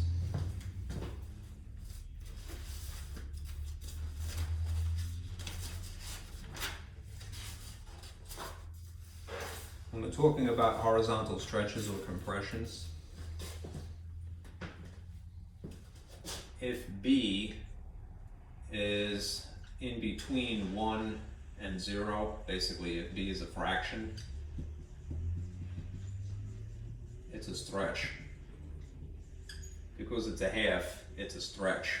It literally pulls, pardon me, it pulls it this way in the horizontal orientation, pulling like those dudes at the gym, right? Pulling muscles for Michelle, right?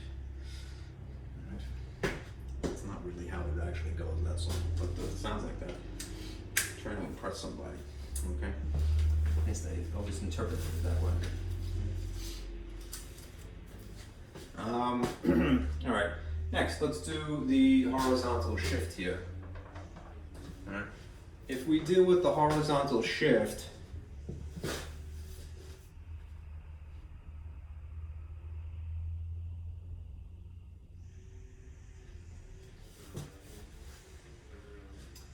our horizontal shift is now a factor of 2.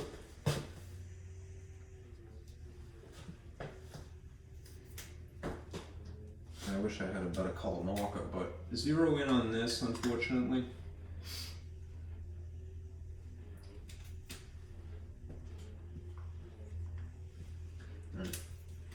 this is our horizontal shift.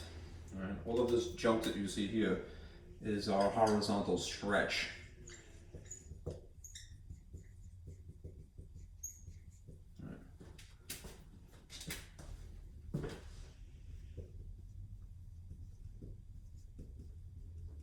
Our horizontal shift in this factored form is positive 2, right? Which, remember, it's counterintuitive.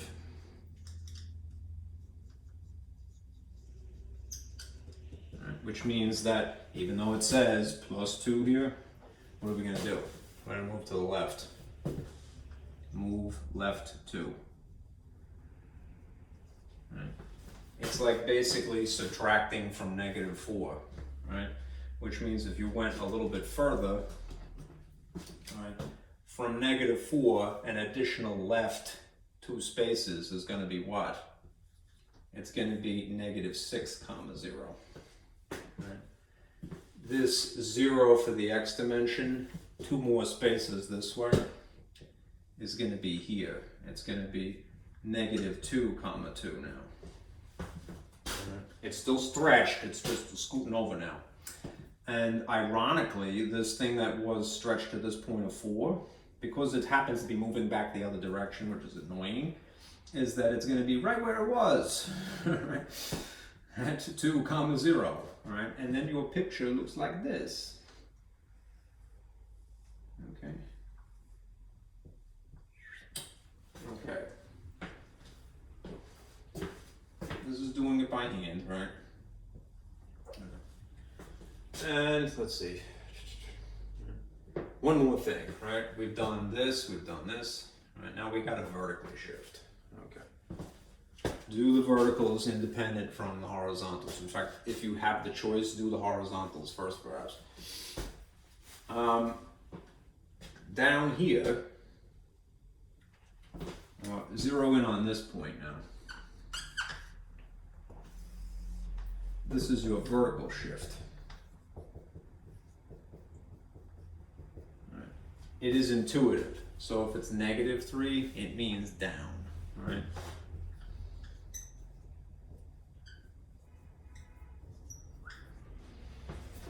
Okay. So from here, and I'll put this maybe in green again. I don't know. From here, we'll be left off at 6. All right. Dealing with the y's because it's a vertical shift. 0 minus 3, if you will, or 3 down is 1, 2, 3. You'd have a dot here, which would technically be which coordinate? It would be negative 6 and then negative 3. Right. This one over here, this blue one, I should say, down 3 would be here. Still in alignment. It would be at the location of positive 2, but it would be down 3. And then there's the this one up here, all right? Down 3 would be right where this is, so unfortunately I'm gonna have to erase this just to get it out of the way. From here, down 3, 1, 2, 3. You would be at the place of negative 2, negative 1. All right, and then your picture would look like this.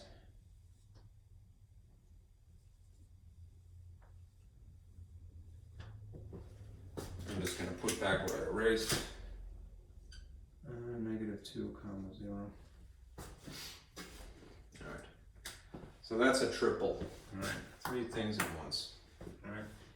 Do the horizontals maybe first. Do the vertical after the fact. All right. And it's ideal to have something in the factored form if you have some kind of funky coefficient here. So even if it seems a little kooky, I would do that. Right. If you have to do something by hand. Right. Anyhow, look what happened. Put this down for a moment. You horizontally stretch something because of this factor. Right? You horizontally shifted something because of this slightly changed from its original form, a horizontal shift number. Right? It was 1 originally, but once it's factored, it's 2. Right? And then the one thing that was consistently the same is negative 3 here. Right? So you went down 3 spaces. All right, for each of these. makes it a little bit easier to see. If my camera's a little bit crummy here. You have this morphed picture. Okay. All right. I want to do something. I don't think the book. You may have to do this, but it's better to be safe than sorry. I'm going to move this out of the way. All right. And erase what's behind it.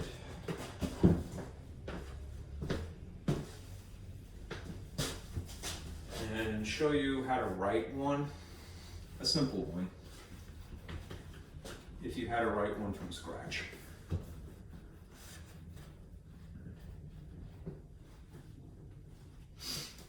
Let's see.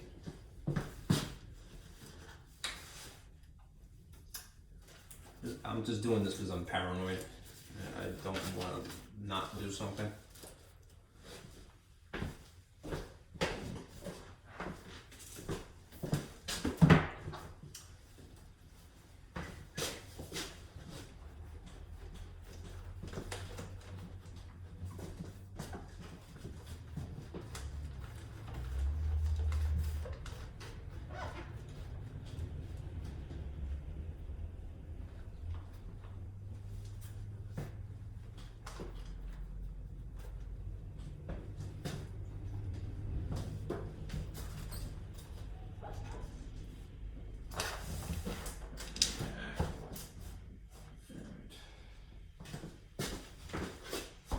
Whoa, keep it steady, good.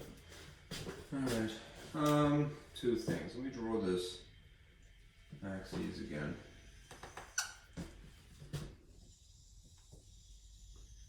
Alright, and I'm going to very faintly put an absolute value on top of this the way that it would be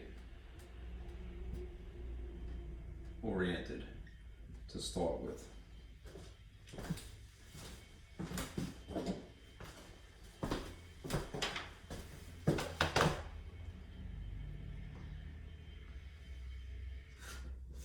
Just making it dashed because it's not really the thing that you're going to be paying attention to, just maybe for the sake of comparison, a little bit.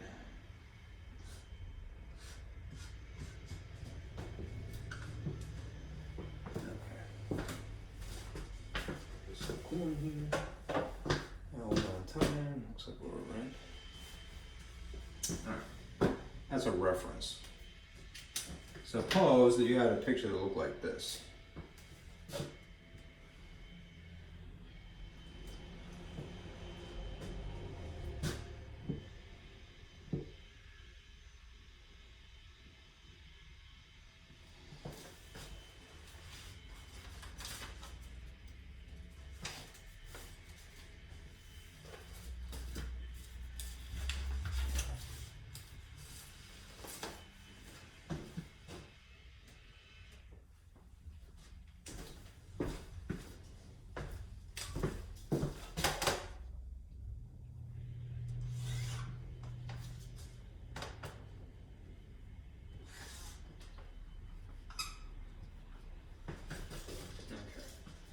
What's in green is basically the parent or toolkit function.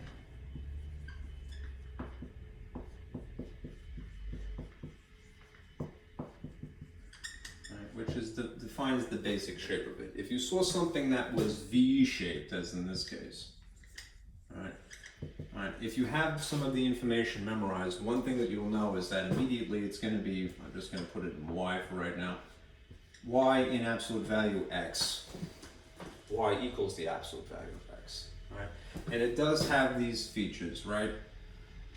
It goes through the point of 0, 0, and 1, 1, and negative 1, 1, right?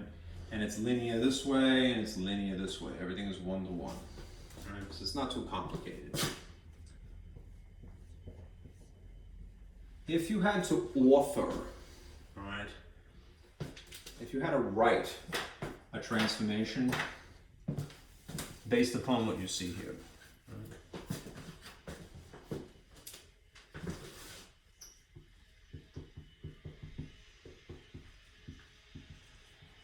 here's perhaps a strategy for getting through that, okay? first of all, we need to have the model.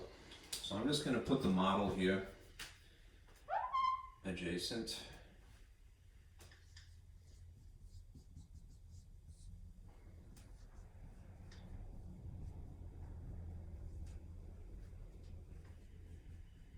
We may not end up using all of this, but at least we have a reference.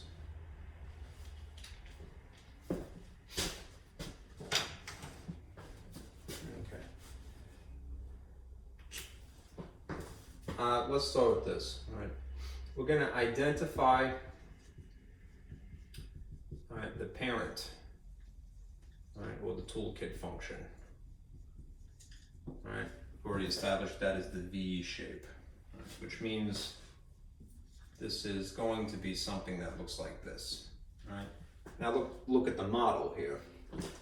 The model does not take absolute value into consideration, so what you could do is just modify it ever so slightly. Parentheses and absolute value modulus lines are not exactly the same, but for our purposes, we could get away with doing that.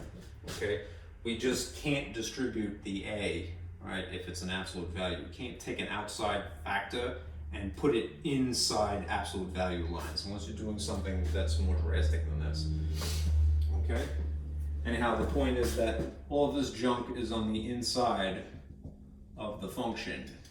Right? It's inside the absolute value. Now let's see what we need to include. Right. Number 2.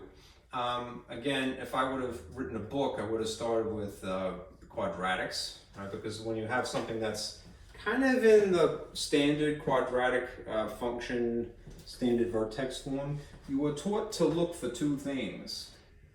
This thing and this thing, right? Right off the bat, the vertex being h comma k. The vertex, or you might call it the inflection point.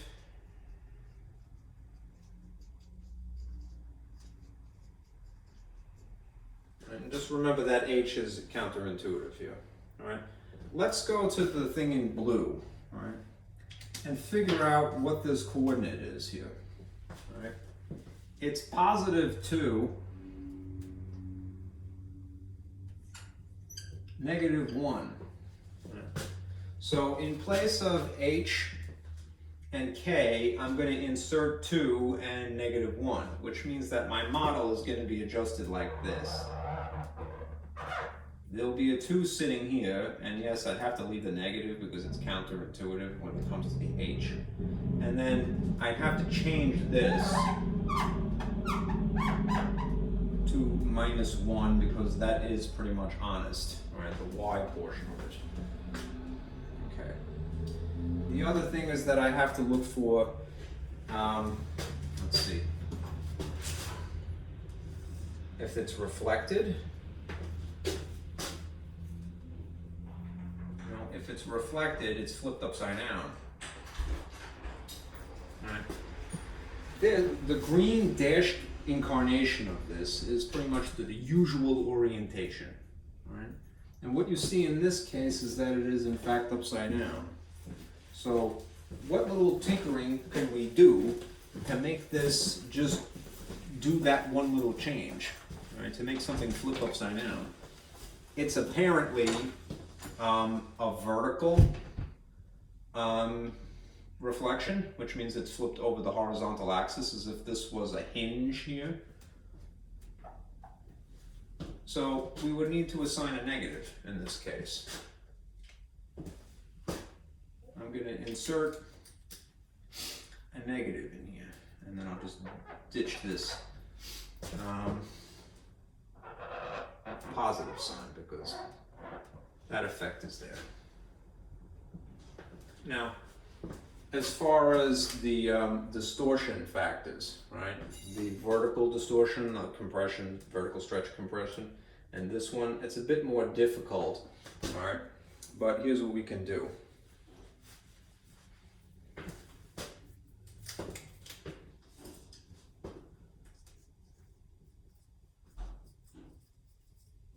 We can tell if it's distorted at all, right, by analyzing some of the points. If you know that this is basically a slope of 1 to 1 here and here.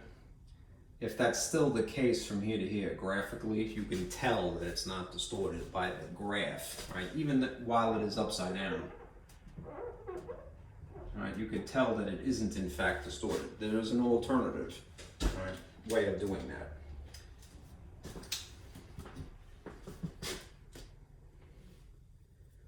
Let's basically insert some values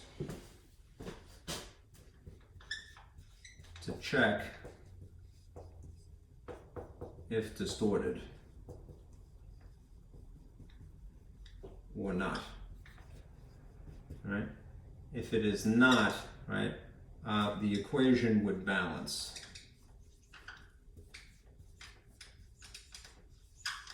Right, when I insert some values, right? So what I'm gonna do is take some points and insert them in places of, I'm just going to change this to call this y for the moment, because it's going to be practical. I'm going to insert a point, a coordinate, an ordered pair, in place of x specifically, and in place of y, right? And if it ends up balancing, having done that, all right, it should be correct, all right? Meaning that if I just dumbed it down to this,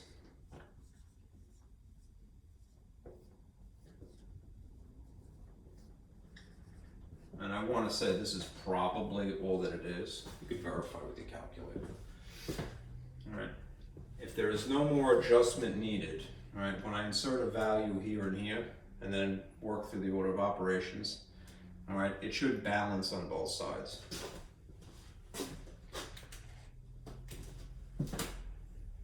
Okay. So let's say that I take a point, and I'll take this point here. This is +1, -2, all right? And insert a +1 here and a -2 here.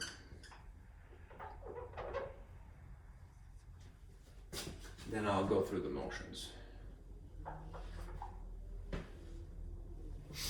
This would be -2 sitting on this side. There's a negative outside absolute value lines. I just need this to back off a bit.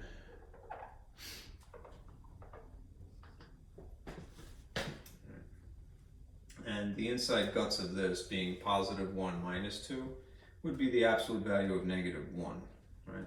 The absolute value of -1 would be just regular 1, but there coincidentally happens to be a negative on the outside. Right? Then we have this. The negative that was there, the outcome of these absolute value lines, right? And then you have -1 and -1. -1 equals, pardon me, -2 equals -2 once you combine these. So it checks, right? Since this is balanced, right, the equation with just a few alterations I had made is good. This thing in blue is probably sufficiently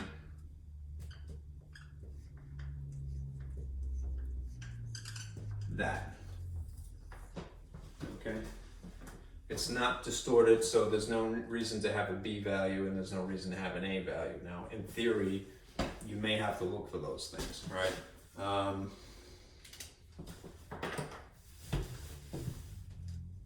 This is sufficient. Let me just change the picture ever so slightly.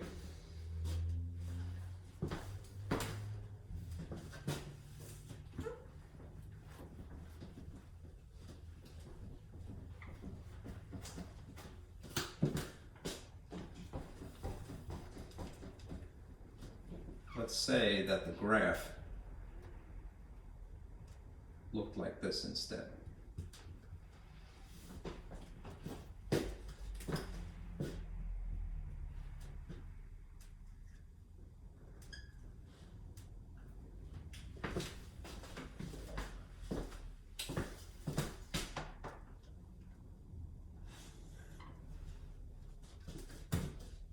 Give me the sloppiness here.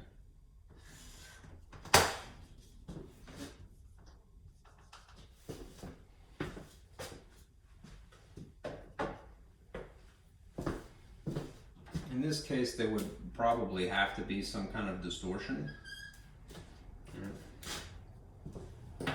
I don't think you're going to get something this complicated, really. But let's say that you have something that you have that extra distortion. Right? The point here, just hypothetically, the point here would be, let's see, 3, and this would be -4. And this point here would be 1, -4. If I take this, as much of it as I had, because it would still basically be true. The vertex is right where it's supposed to be. All right. And it is flipped. All right. Let me throw in some other features. All right. Let's say that we wanted to figure out an A value.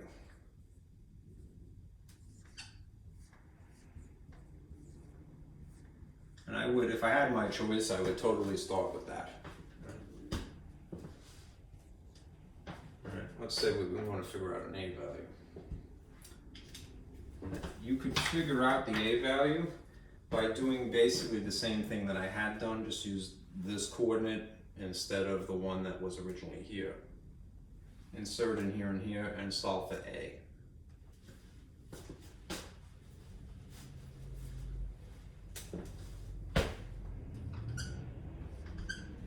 So if I put in, let's say 1, for this x value and -4 for this y value, you can figure out what A is. -4 is equal to -A. I do have to do, unfortunately, because it's an absolute value, a little trickery here, but I'm going to simplify first. 1 minus 2 is -1 inside absolute value. All right, -1.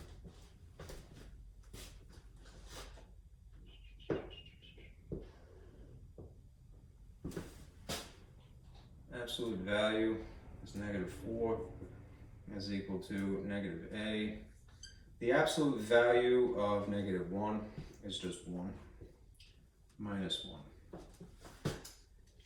And that means that this is -4 minus 1 up in front, A, which is superfluous. You don't really need that now. And then -1. And then you could solve it for A. Plus 1. Plus 1. And then you're going to end up with -3 is equal to -A. And if basically -A is equal to a negative, then if you were to check it, you could reasonably fix it. Right? A would be 3. Which means that the one extra feature for this thing here would be that there's a 3 inside here, outside the absolute values. All right. Now, let's just verify with my calculator, right, that is correct. Right. All right. Let me. I'm going to start by just getting rid of this extra stuff here. All right. Here's just regular absolute value of x. If you graphed it, I got to adjust the screen dimensions because I didn't from before. Zoom 6. There's your V shape. Incidentally, because of the way the Z standard works, it's kind of distorting naturally the picture like this. If you put something in Z square, which is the way Math World really is, notice that it's a little bit different, right? This is Z square, and this is Z standard. This is, I guess, just to accommodate the preference to see things wide rather than this way. Anyhow, in square is how Math World really is, if the coordinate plane is not distorted itself. All right. If I want to superimpose, what I predict is the equation for this line here.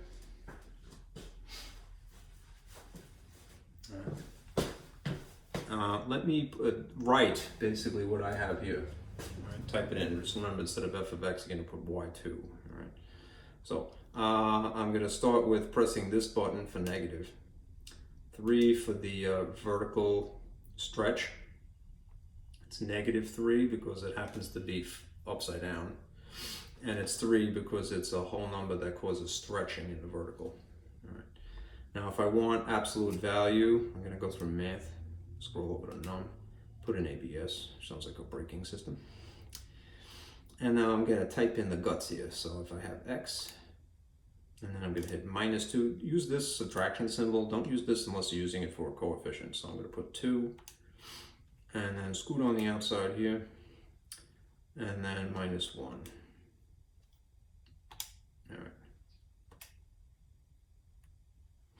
All right, so you have that. Let me just double check from this orientation. That does look the way I wrote it. Now, all goes according to plan. It's going to graph, and it will draw the same picture. So I'm going to hit graph. Here's the original V. Here's our upside down V in the place that I predicted it to be. Let's verify some of these points. Okay, I'm going to hit trace. The vertex is at, it's really +2, -1. So if I type, once I have the X established here by hitting trace, I can test that point. So I'm going to put in 2. Let's see if that produces that. All right, so far so good. Let me see. No, I'm on the wrong graph. Sorry. Look, fudged it. This is the other one. If you have 2 pictures on simultaneously, you use the arrows to get down to it. There you go. Once the cursor is on the appropriate V, all right, you're good to go. So I'm going to try again, +2 for X. And you see it spits out -1. So far, so good. That's the vertex. All right. All right. You could also verify that this is the maximum point if you really want to go through calculations here. All right. Let's see if the other points are correct. If this is, remember, this is a straight line. It's not a curve here. Right? So the slope would be consistent. Right? If I could establish the slope of really these 2 lines, everything is copacetic. So I'm going to try +1 and see if it lands at -4. +1, -4. Very good. Let me try +3. And it's right where it's supposed to be. Good. That's pretty much it. All right. Now, as far as figuring out, it's an honest question. Well, what if there happened to be yet another distortion factor here? All right. I believe you would need, because it's absolute value, it's going to get a little annoying. All right. I don't think they're going to honestly ask you a question like that anywhere in your homework assignments. Right. But what we could do in theory, right, is this.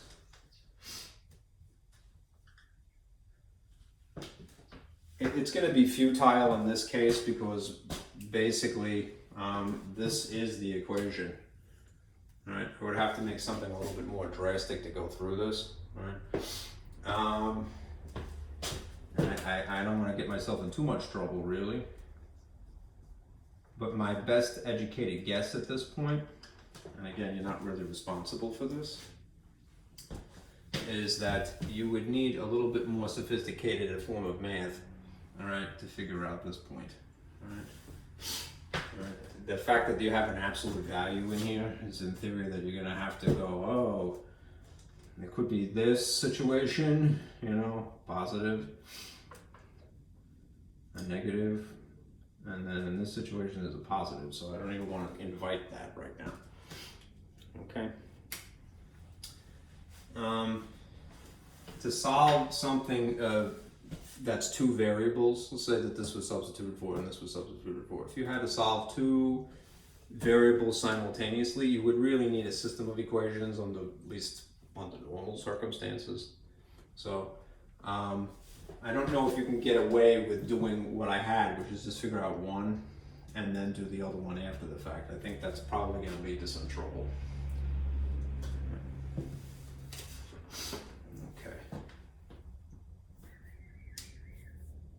When I attempted to figure it out, just because it was bothering me, it ended up just verifying that this was the equation. Right? So let me just not invite that right now. Okay.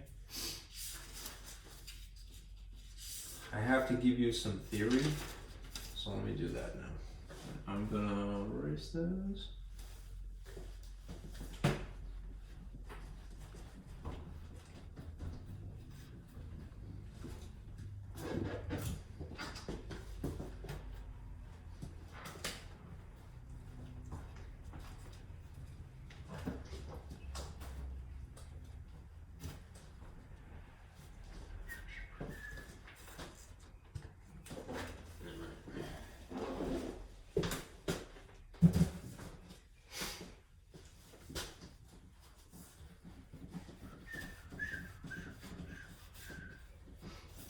is the theory portion of the show. So let me just remind you of something else. I'm gonna kind of keep drawing the same drawing because you're gonna see the same thing naturally. There's one nice thing about the textbooks and math textbooks in general, is that they start with a concept and then every chapter you keep seeing that same concept just ever so slightly expanded upon. So what we're getting to at this point is that there are features of a graph. I believe I had drawn this view last time, and I want to expand upon it now, just to the degree that it is a good idea to do that. All right, we have the basic sketch of something, which I will highlight in view. All right, and that is basically determined by the degree. So if you look at the variable is usually x, and you consider what the degree is, right, that will establish what the basic sketch will be. All right. Then there's something called behavior, which is kind of vague, right? Behavior.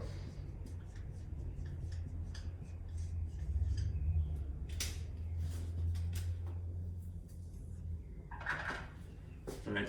And there's two subcategories of this. Right. What was the subject of, I want to say it was like section 3.1, 2, 3.1, 3.2, and 3.3 was local behavior. Just 3.2. Let me do that. Local behavior.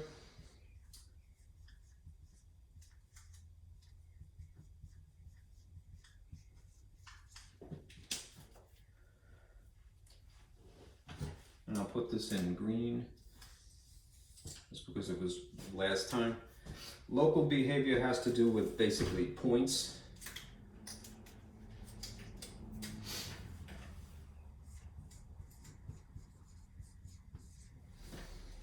And famously, and this is, everybody knows this, all right, there's intercepts, which you could calculate when you're graphing.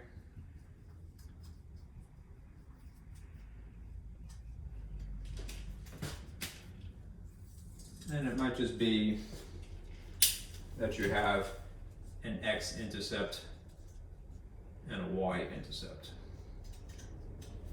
Just knowing those two things is cool, because if you had to do this by hand, and I know that you have a calculator, but it still helps to understand this.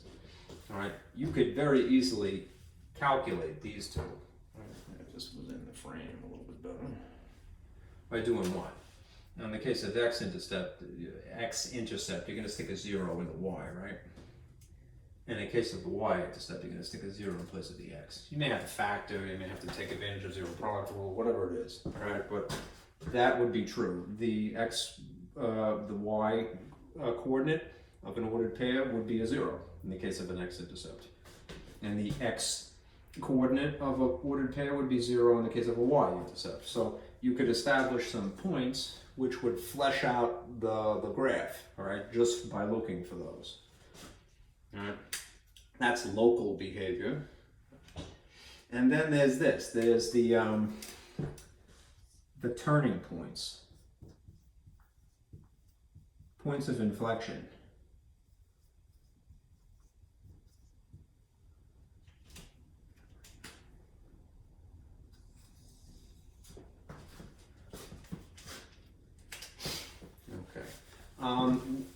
So far as I went last time was that there are maxima and there are minima.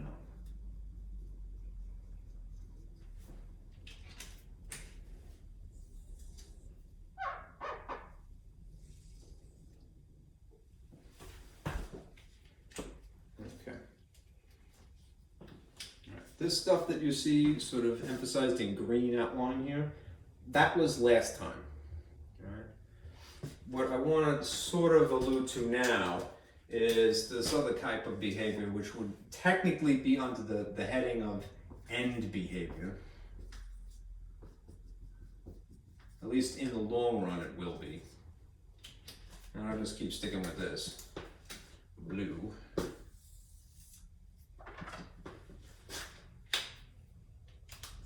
And the end behavior will be about, well, if local behavior is about points, end behavior is usually about arrows. Right? The arrows on a graph, which indicate infinity, really, right? But the arrows may be oriented up, right? Or the arrows may be oriented down, right? And depending upon some subcategories here, that would be established. It's not really, the arrows themselves are not really super important right now, but it is part of this larger picture that is developing, okay? So I'm gonna give you this even right now, even if it's overkill. All right. You have basically two types of functions. This is the important stuff. You have even functions.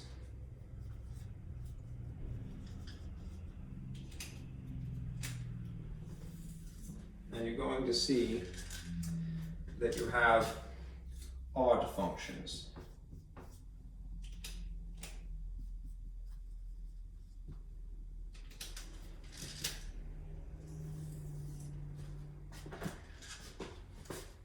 Okay. In a nutshell, even functions have something called horizontal symmetry.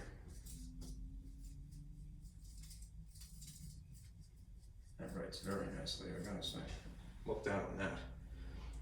Odd functions have symmetry about the origin. Just a little bit extra step. That is origin, I swear. That's a G and that's an I. Okay.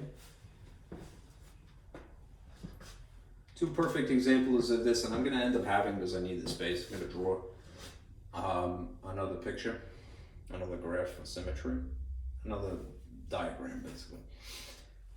The classic example of an even function is this: y equals x squared. If you had the picture of that, I'll do it in the next diagram. The classic example of an odd function would be something like this, which would be x cubed. Okay. You'll see how that what it means in terms of symmetry in about 2 seconds. But save this. All right. What is in blue and red is important to us today. Right. What was in green is stuff from the past, right? It's never going to go away in terms of, features of the graph. Even though you are going to draw something with your calculator, I definitely want you to do that, all right? It still helps to have this information in the back of your mind as being important. It helps you essentially, if you have the points, some points, and if you have some arrows, all right, to draw a rough sketch of something, even without a computer.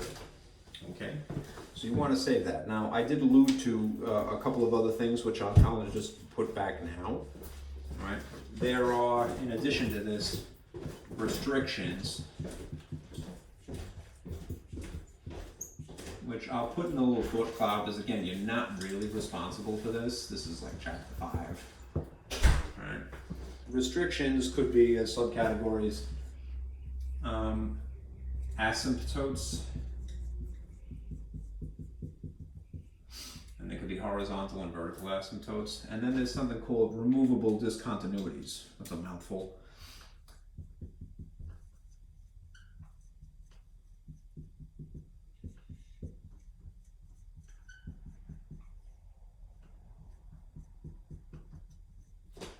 Removable discontinuities. I think I spelled that wrong. Continuities.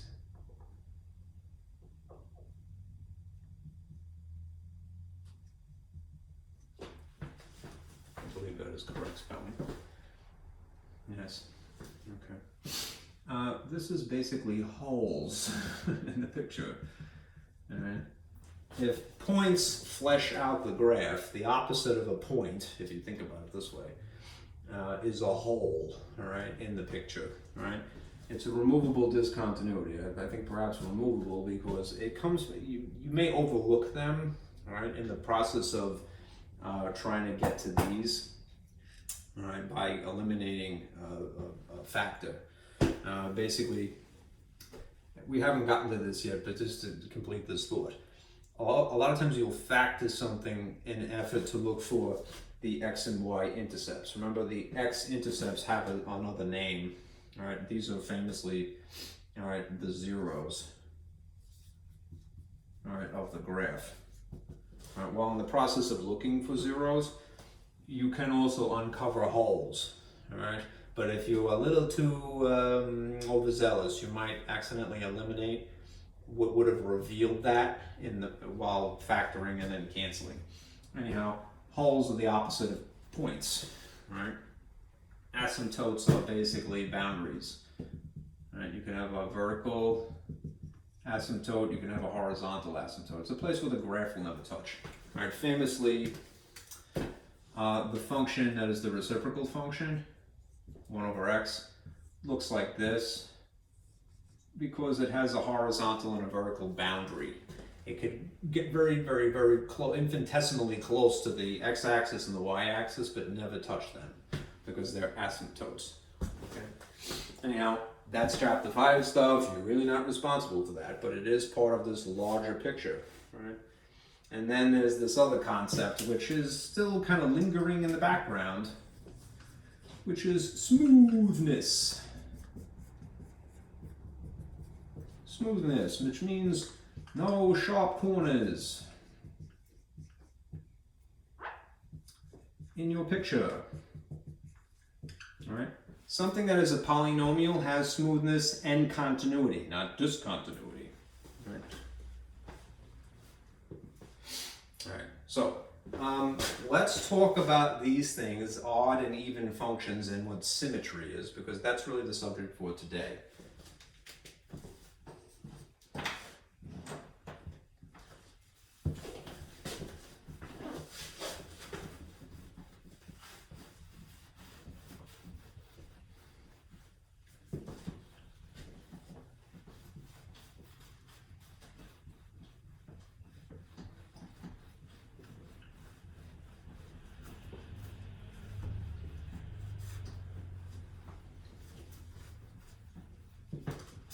So, symmetry. Function symmetry. Get down, get funky.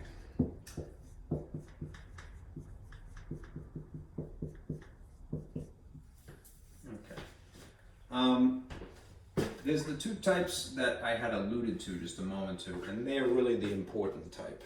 Right? There's horizontal symmetry.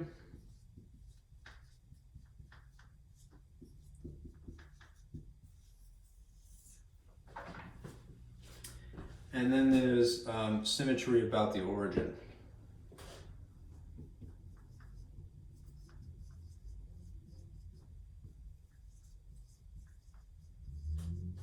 Which you can kind of think of as, well, I'm going to save that thought.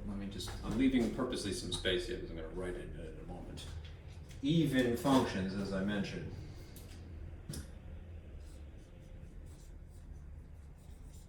Even functions, all of them, right, exhibit this type of symmetry, have horizontal symmetry. All right. Odd functions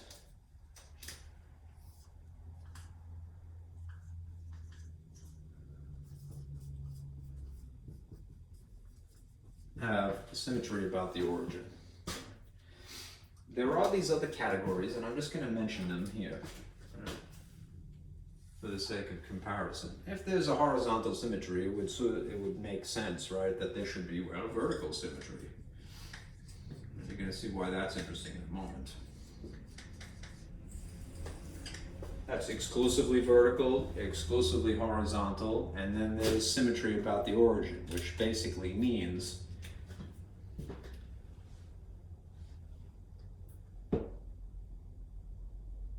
vertical and then horizontal Right, the key phrase there is "and then."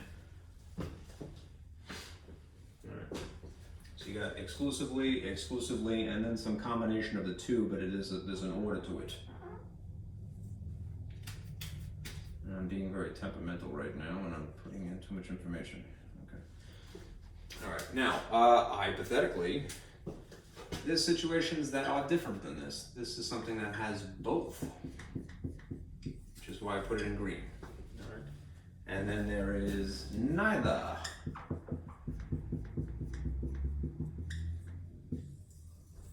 right. Let me elucidate one point. All right. What is symmetry? Symmetry is when something looks the same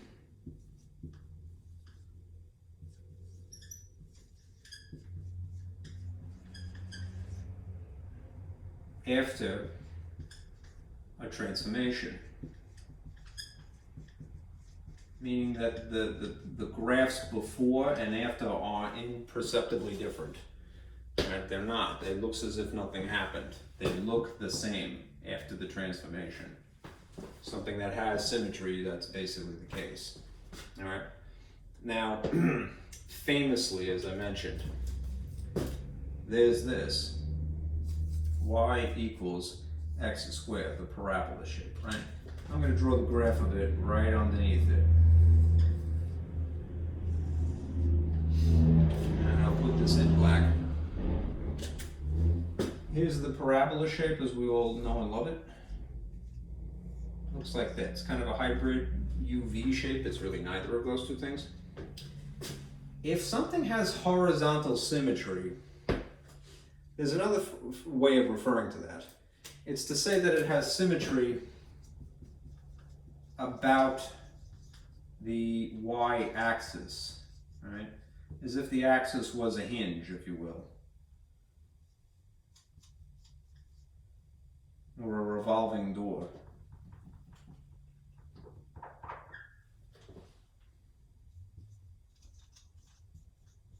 Think of a revolving door.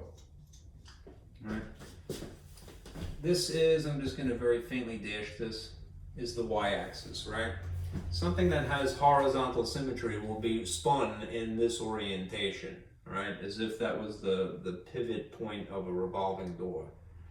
If you rotated this parabola shape in the horizontal orientation, right, around that pivot point, the y-axis, it's going to look the same before and after, which we would say it has symmetry. Right? Usually what they say is the idea of symmetry is that the points here are a reflection of the points here. Right? This really has to do with reflection.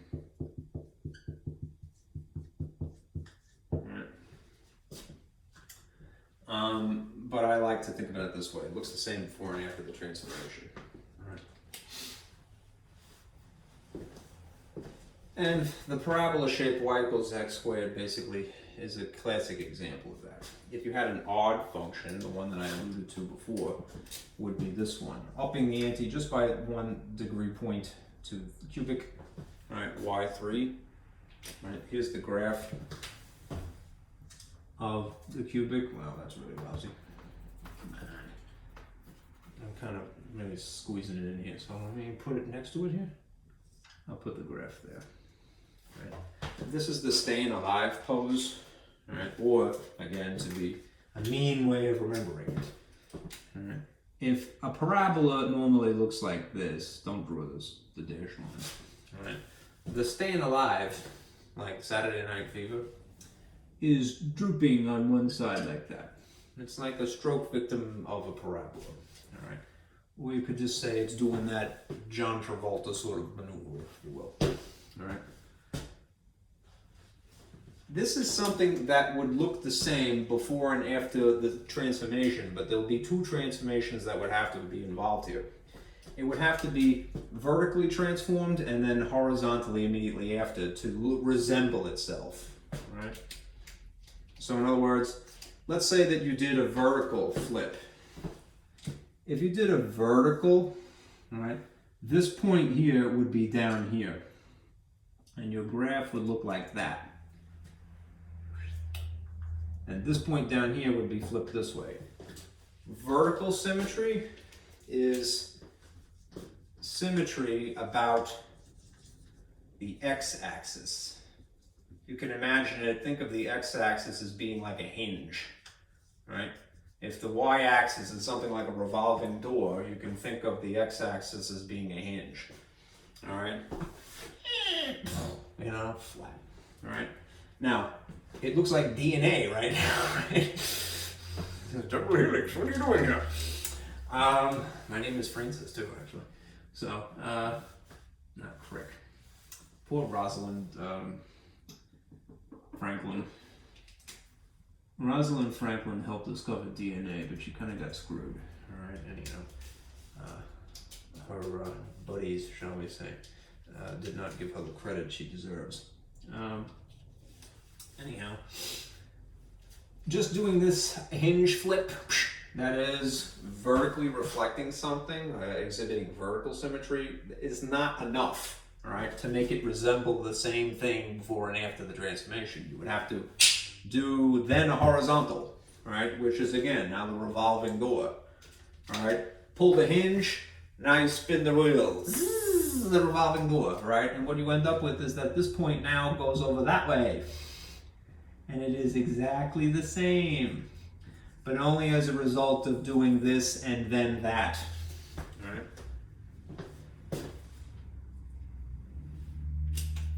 So if you could think of this original point as basically moving down here,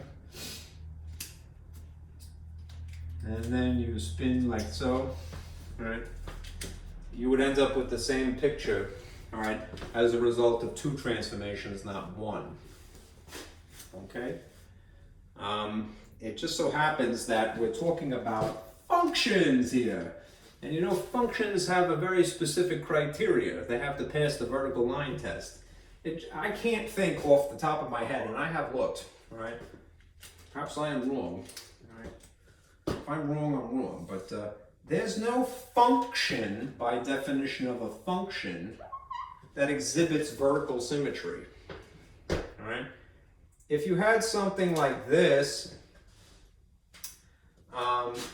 if you had a sort of sideways parabola, like this, which would be, in theory, y is equal to the square root of x, right? If you pull the hinge maneuver, that is, that you reflect this in the orientation vertically, like so. Yes, the picture would look before and after exactly the same, but here's the problem. This is not considered a function without restrictions.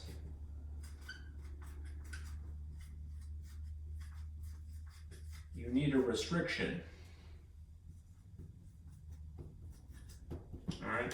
That's why, especially if you look at the handout that I had given you. And I'll pull it out here just to complete this thought. If you look at the square root function here, notice that they don't draw the bottom of it. Because if they drew the bottom of it, which the calculation would produce those points, it would fail the vertical line test. Right. There wouldn't be unique x's. You'd have two ordered pairs that share an x value. Right? No unique x's. Right? This is something that would fail the vertical line test. Right? So therefore, it's not a function without doing that. Right? Without erasing that bottom half of it. Okay, so and once you do that, it no longer has vertical symmetry. All right, because if you pull the hinge maneuver, it's not going to look the same anymore because you erased half of it. If you've erased half of the parabola, this looks like, yeah, you know, rock. All right, so all right. if you don't have the bottom pinky here, all right, if you just have this, all right, and then you vertically reflect it, it doesn't look the same anymore, right? So as far as functions are concerned, I can't think of an example of a function that has vertical symmetry. I can think of an equation that does, all right? All right. What is the one thing in the universe of functions that is technically both of these things simultaneously? That's not one and then the other. It is both simultaneously. Y equals 0, right, is the one example. Because y equals 0, if you drew this on a graph, is a function technically. X equals 0 is not a function. Here's y equals 0, right? It would be a line that runs like this into infinity.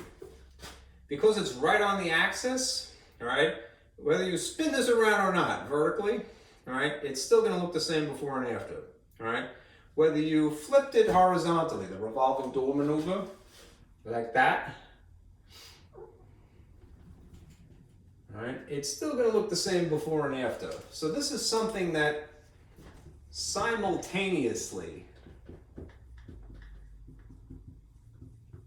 is both, right? Has both vertical and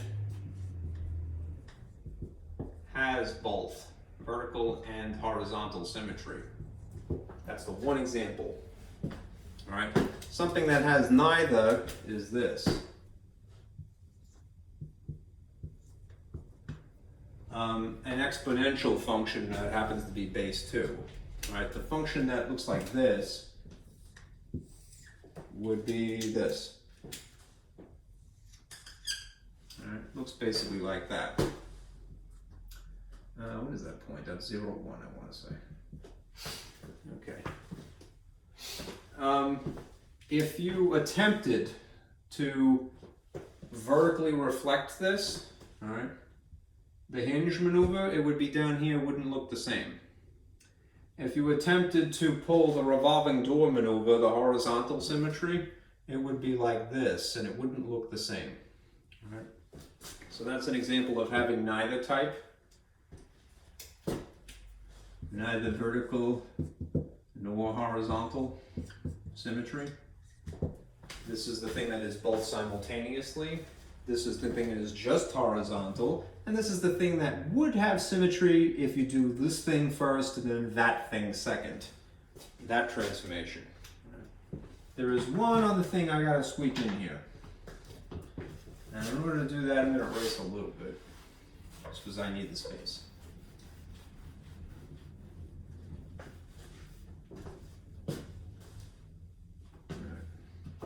There's a way you can tell if something that is, if you didn't have the picture, but if you had the equations, that you can tell if it's an even or an odd function. All right? Even functions exhibit this behavior, this relationship. It is even for sure if this is true. If the function is equal to the function with a negative input. In other words, if you have some kind of balance here, all right, I'll give you an example in a minute, but like, if the only change here is that you're putting in a negative value as the input, and it ends up being the same, right, then you could prove algebraically that this is an even function. If on the other hand, and I'll erase this just for the sake of space as well, if you have this relationship, an odd function, odd if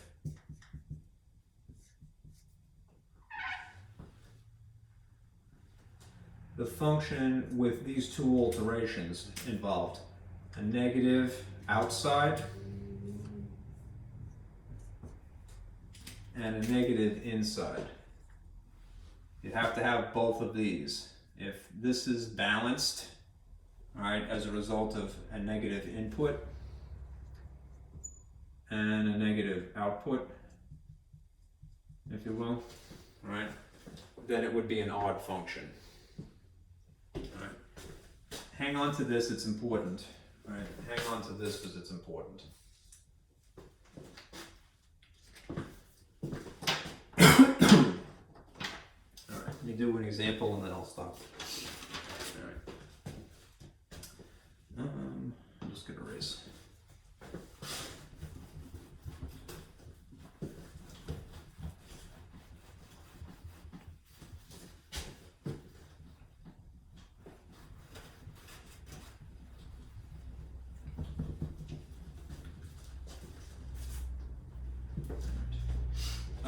Let's say that you were asked to determine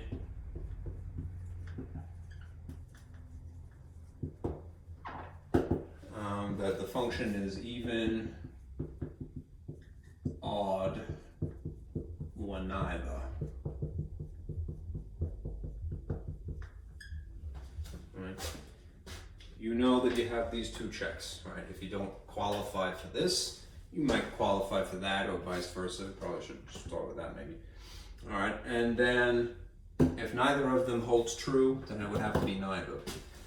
All right, so here's your example. I'm going to test this out on this function. X cubed plus 2x. Is it even, odd, or neither? Well, I'm going to test it out on even first. So maybe just for the sake of space, humor me for writing it twice. Even if this is the case.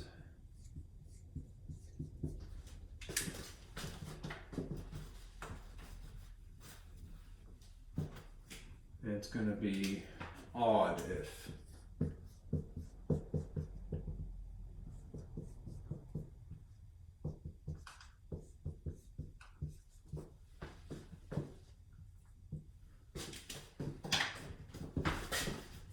You do have to, unfortunately, write a lot when you're in the process here. So I'm going to write this. I'm going to take the interesting chunk of this, because that's what the function is, and put it on two sides here. I'm going to put x cubed plus 2x, and then x cubed plus 2x, and then the same thing here, because I may end up having to do this twice. And see if it balances. All right. Throw in a point. All right.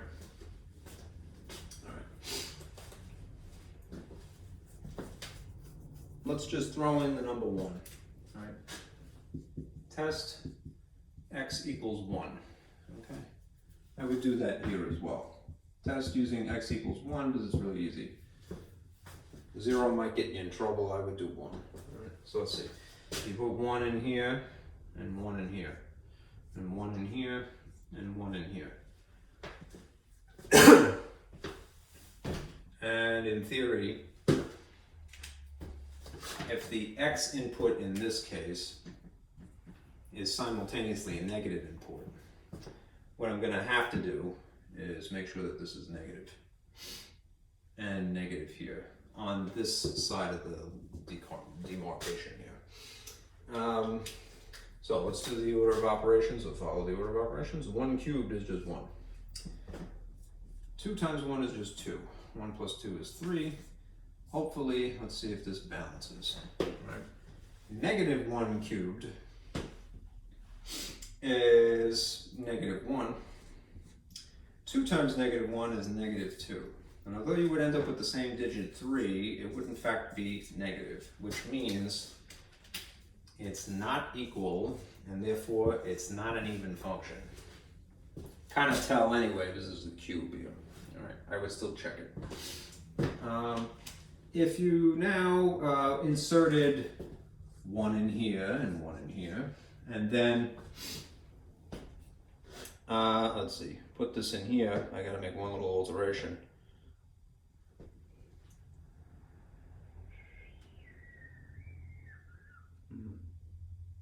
Yes.